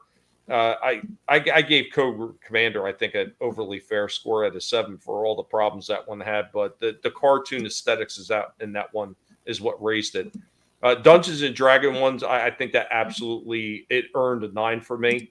With all the articulation and everything they came with, and looking just like the cartoon, like that's why I include the clips of the cartoon, just that you know, for the people that are watching, they can compare it. Like, okay, yeah, they did a pretty good job with that. If you know that and you respect that, great. And if you didn't, well, you just got your first glimpse of why I think that they deserve the 9. So there is that. So now I'm going to get on to something that was a Walgreens exclusive. One I didn't know a whole lot about, and I had to research it. And then once I researched it, I was like, okay, that made sense. But then after we get done with this, there is going to be a slight discussion about why you should never listen to anything from Wiki. Don't listen to Wikipedia ever, people. Okay. Here we go.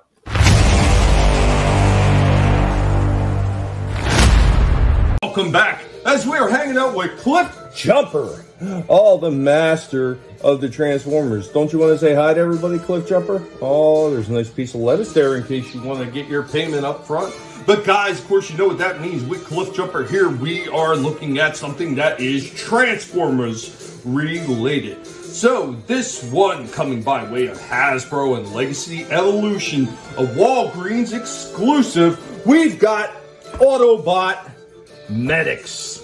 So if you are a little bit unfamiliar with this character, this is because this is one that didn't appear in regular media. This was part of the Rescue Bots. And we're going to get into a little bit of why you should never, ever, ever listen to anything that is on Wikipedia, because they do not get anything right. But before we get to that, let's go ahead and get this one out of the box and take a quick look at it. Right out of the box, here we go with Autobot Medics. As you can see, we got Medics right here into a nice kneeling action pose. It's a little bit close to not being able to get into a kneeling pose, but it does just manage to make it. Got Medics in another action pose right here with a big wide stance going on, almost kind of leaning down, blasting at another character. Action pose right here where Medics looks like he's running in to save the day. You can actually take this secondary or third gun, actually, clear blue plastic, and you can port that up onto the shoulder.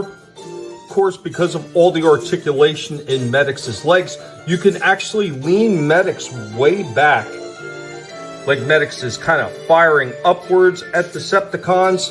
And of course, you can take those red guns, you can port them onto the side, and then use the blue blaster as his primary weapon. Also, evocution all his guns with his grill / shield to create some big monstrosity cannon weapon. You can always take that grill, put it onto his arm, port it in, and turn it into a shield, and mix and match the guns any way you choose. Possibilities on how you could fuse them together to create a weapon that you want is really limited by your own imagination. I do really like that aspect. This one, it almost becomes a double-handed cannon, just the way that you could port all these things together.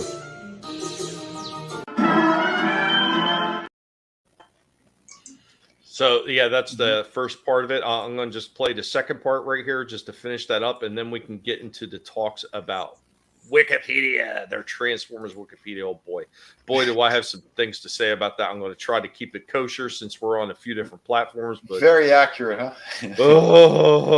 Here we go.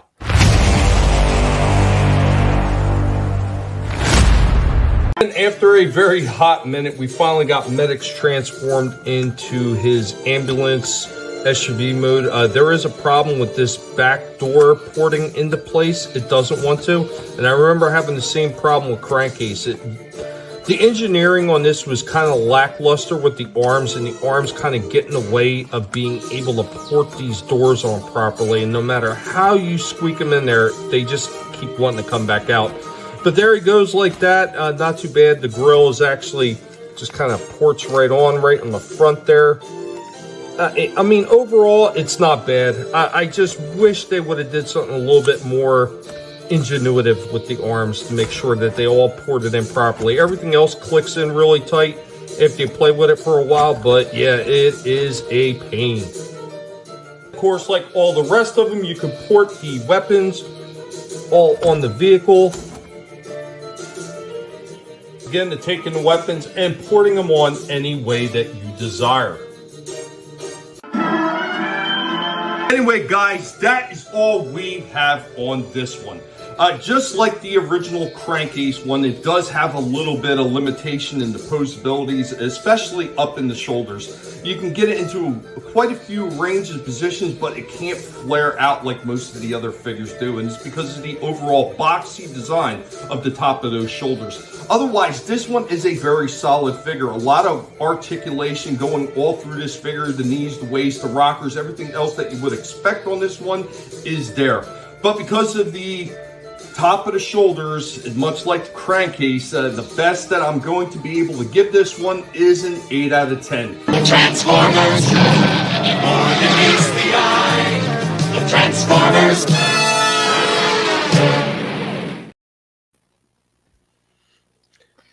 Yeah, I don't know why they keep using that fucking same mold over and over and over. They have worn that Crankcase mold down into the dirt. I mean, they've done it with a few different figures like Ironhide and everything. And thank God when they did the re-release of Ratchet, they fixed all those problems and made it a more hefty figure. But holy shit.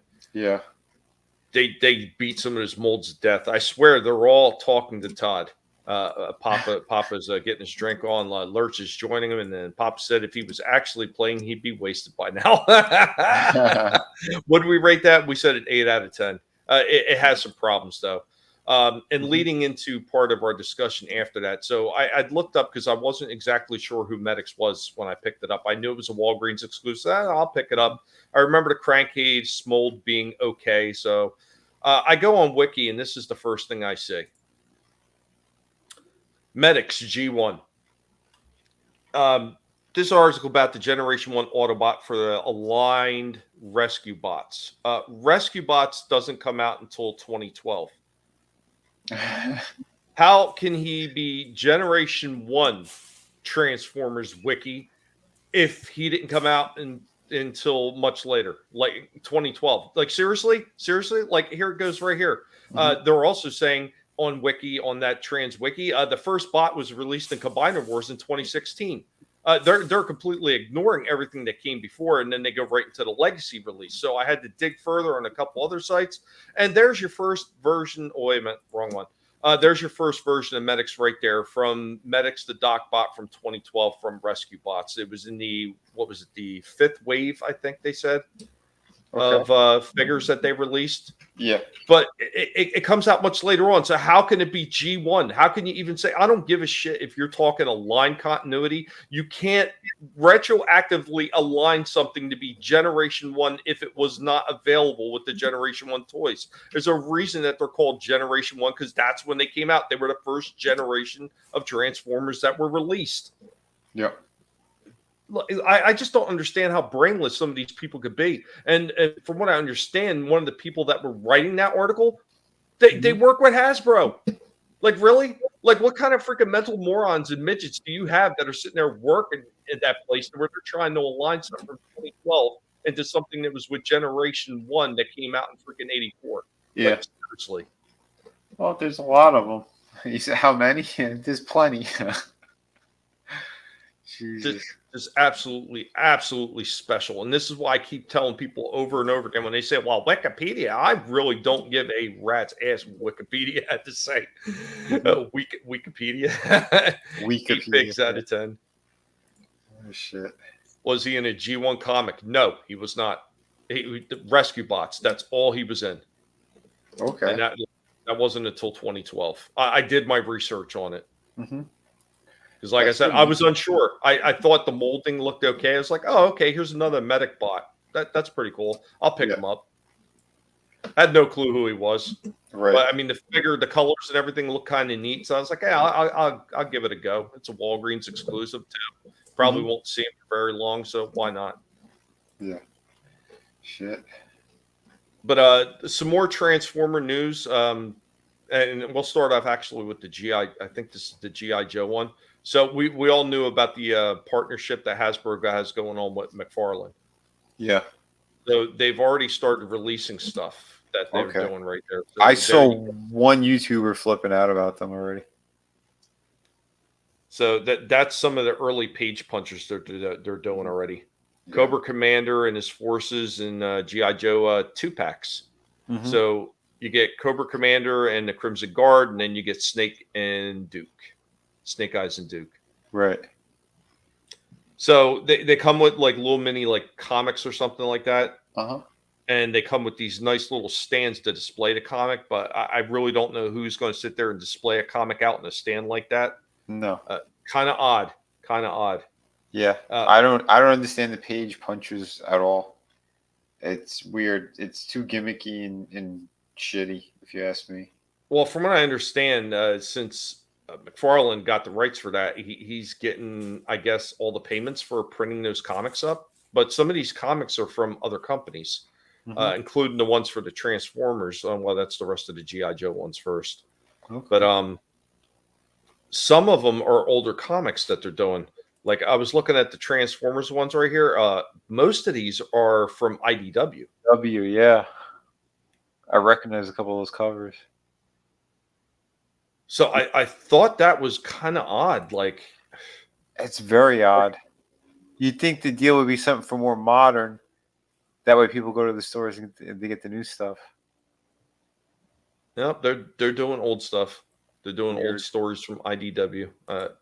I don't know what's going on. Like that one I recognized there with Wheeljack. That's actually a Spotlight book because I actually have that one. Nice. But these are, again, they're specific to those. It's like it's not even the original figures. Like they're reprinting them and then putting like his own eds and shit in there as well. So there is a slight amount of articulation in those things, but it looks like it's extremely limited. I've never bought a page puncher for myself. Yeah, me neither. But I mean, for tiny little figures, like they're only like what, an inch and a half tall at best, something like that. Yeah, they're super small. No, they say 3-inch.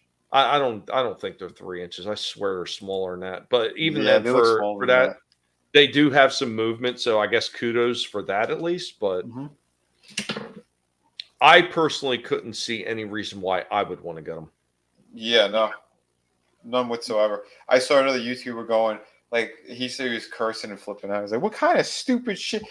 He goes, listen, if you don't have the license to make joints and stuff, then don't bother. What's the point of this license? It's stupid. And like you see him talking like he's all proud of it and shit. It's like, what are you proud of? It doesn't make any sense. It's so cheap and gimmicky. I don't know anybody who would pick those up. Papa Cotton, tell your friends about the show. Get a bunch of alcohol. Get a bunch of friends. Turn on Collectible Past, and everyone takes a shot every time Tommy mentions Transformers. Let's go, party people! Oh shit! Like, go start your own rave like that, and turn on Collectible Past, and everybody takes a shot when I mention Transformers because you know it's bound to happen at some point. Yeah. Yeah, selling comics or toys. Pick one, Todd. Yeah. It's weird, man. They look like cereal box toys or Cracker Jack toys. Yeah. Jeez, yeah, I don't know, man. That's something I'd go near. Yeah, totally not interested whatsoever in it. Nope. But yeah, I have one more toy break. Was there anything else that you wanted to discuss, Vinny? No, I was looking up a couple of things, but the stuff isn't out. Things are going to be a while, so no worries. Yeah. Let's see what else you got, Tommy. All right, so this is the last one. This is technically a second part to the other toy break, and yeah, have another drink, Papa. You know, I know it's an imaginative drink right now, but have another imaginative drink anyway, and pretend that you're going to fall over drunk or at least stub your toe into a table leg.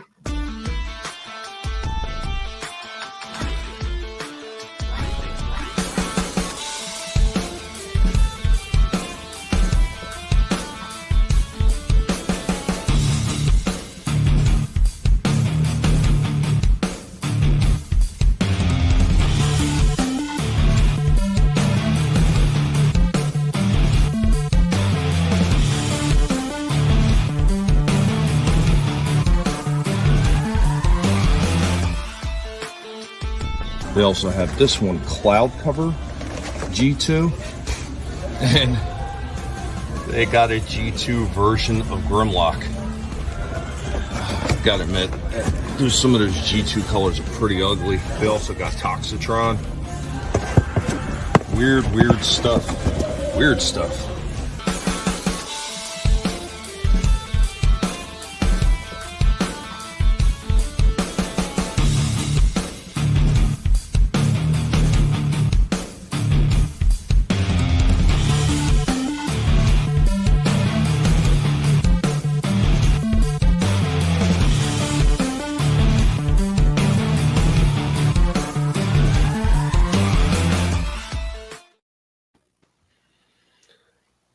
Pretty odd colors. Once again, that's part of that unreleased or unreleased figures that they only had concept artwork for. That weird yellow and what was that, orangey, like a tiger stripe thing on Grimlock. Considering it was concept art though, I might think about it, but it's a $55 toy.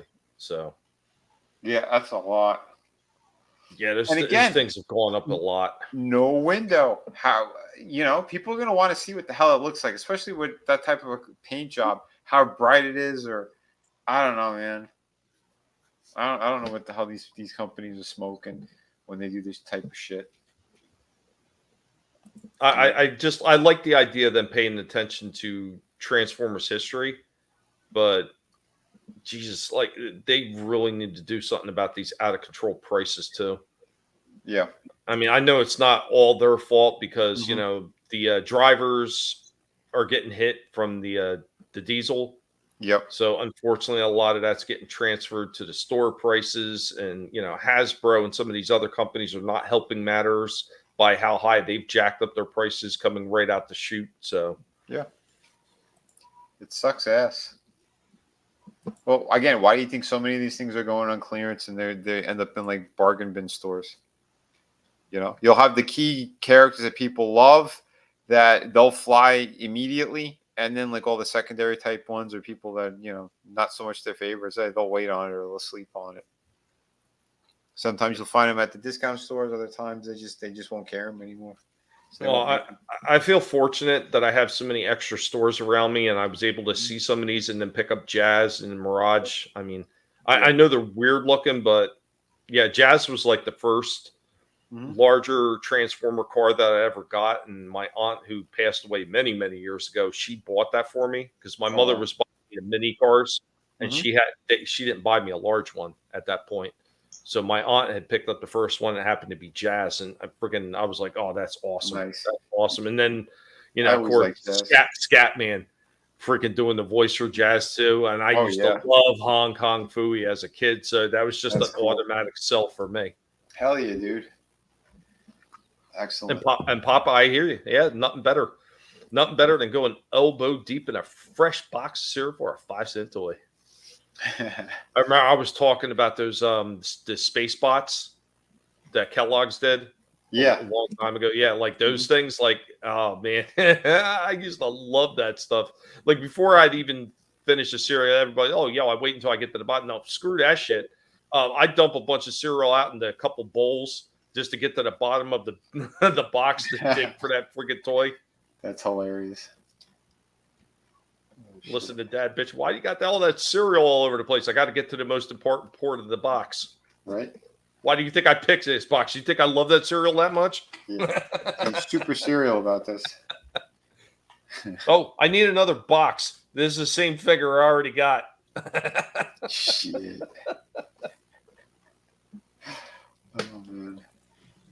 Yeah, Papa says, I remember getting the tiny book of lick and stick tattoos and Cracker Jacks, the holy grail prizes. What were you going to say, Slasher? No, I didn't say anything. Oh, I thought you were going to say something. But yeah, that is about all I have.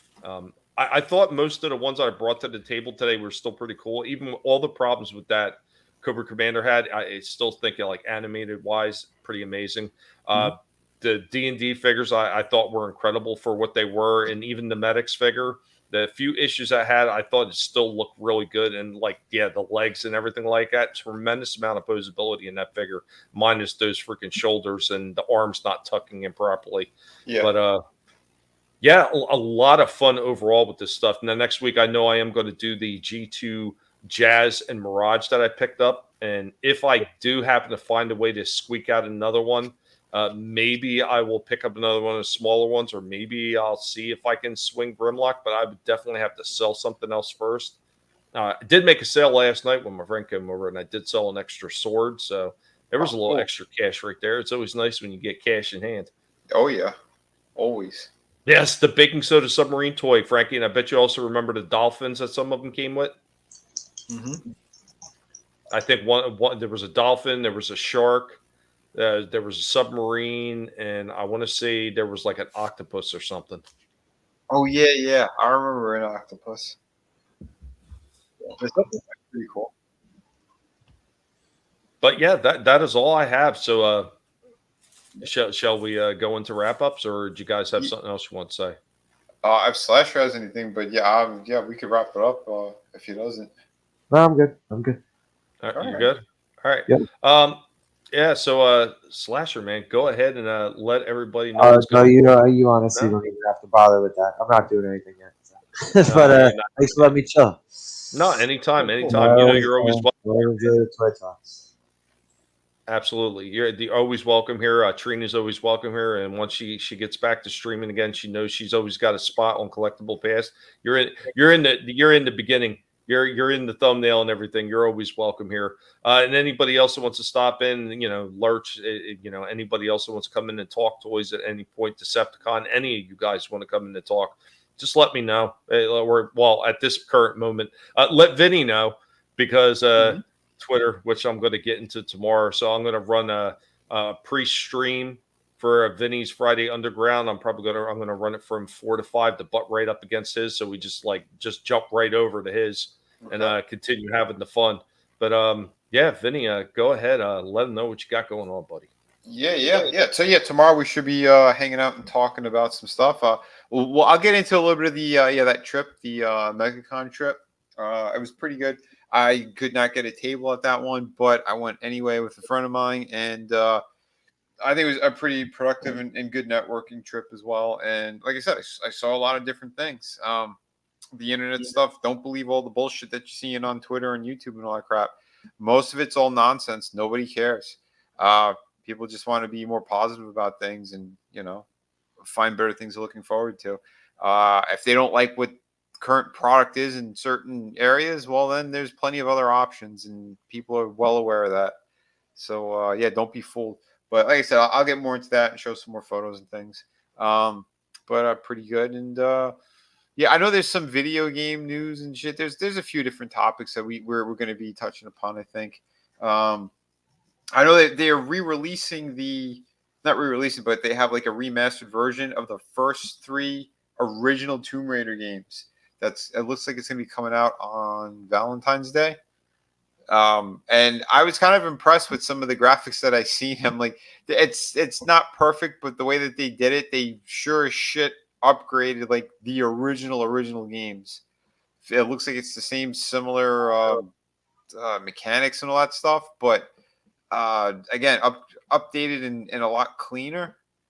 And I know like they redone the original game years ago, and those are pretty good. I think they did like 2 of them or 3 of them. But this is the OG games, so like we'll probably talk about that a little bit. And I'm sure we might touch upon the Tucker interview, because right now I think it's like it's setting the internet on fire. I believe it's got like over 20 million views like in the first hour or something. It's insane. So we'll touch upon some of that stuff. So definitely probably on the Rumble side. But yeah, jump on over tomorrow around 5 p.m. In the meantime, like I said, go check out the Volume 3 art book. That's I should start fulfillment, I think, in a couple of weeks. Right now, it's in production with the printers. Everything seems to be A-OK, green lit. The copy that I had gotten with the perfect bound is absolutely gorgeous. I did replace 2 black and white images with full color ones now, and it's some jaw-dropping stuff. More than half that book is like fully colored anyway, and it's 64 pages.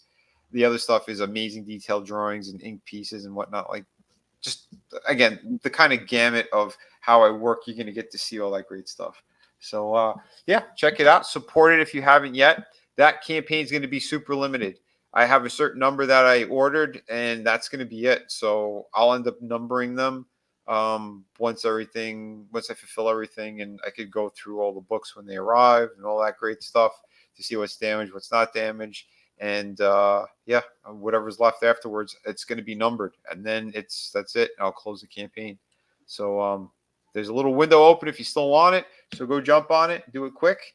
You'll be happy you did. Plus, I did put up some new artwork on the campaign, and I don't know why I'm just talking about it and not showing it. So 1 second, and I will pull it up for you guys and girls if you have not seen it yet. I did put an update out, an email. So if you guys go check your emails, if you are subscribed to the or if you purchased the book itself, you should be getting those updates. But here's the campaign again. I'll scroll down to the new original piece. We got a Batgirl on a rooftop. showing some nice cake. So yeah, if you want to snatch that, again, it's a one of a kind piece. It is on a Silver Age backboard, and if you buy that, you also are going to be receiving a copy of the book. I don't know why these images aren't loading right now. My internet's kind of shit in the bed. But yeah, they're here somewhere. There she is. So again, it's one of a kind. So jump on it if you haven't yet. There's a few more cool options. We got the Catwoman, Deadpool, Wonder Woman. There's still a few of them there. Hulk sold out. Raph sold out, and the Scarlet Witch sold out. But there's still some more options. Supergirl sold out as well. If you want original artwork, I'm telling you, this is like a very fair price, especially compared to some convention prices. So yeah, jump on it, get them while they're hot. And yeah, everybody, thank you so much. Curtis, thank you for dropping the link, buddy. Everybody out there, you guys and girls have been fantastic tonight. Awesome. Guys, if you haven't, be sure to check everything out. Everything is down in the description below. As always, if you're watching this on the replay, be sure to check it out and judge for yourself. His projects are absolutely spectacular. They are beautiful. I backed every single one of them that I could. Yeah. And I have not been disappointed in any of them. They've been absolutely spectacular. So, guys, be sure to check them out, man. You know, it's an independent artist that's trying to give you really good stories, really good artwork, something that is absolutely lacking in the mainstreams today. So be sure to check them out. Be sure to share it out as well. Even if you don't have the money and you would like to back it, but you can't right now, share it out. Let other people know, because the more eyes that get on this, the better that Vinnie could do with these and be able to keep giving those same great stories that he's so capable of being able to do. Thank you. Everybody's been hanging in the chat with us. Thank you for all the people that are watching on the replay. Our thanks as well. Hope that you have a good one. Remember, never let anybody tell you what you can and can't say, what you should or should not watch. Your silence and your compliance gives consent, and we will catch you next time. Later, y'all. Peace. You better run, Mojito. You what? I thought you said don't move. That was before. Now, you run.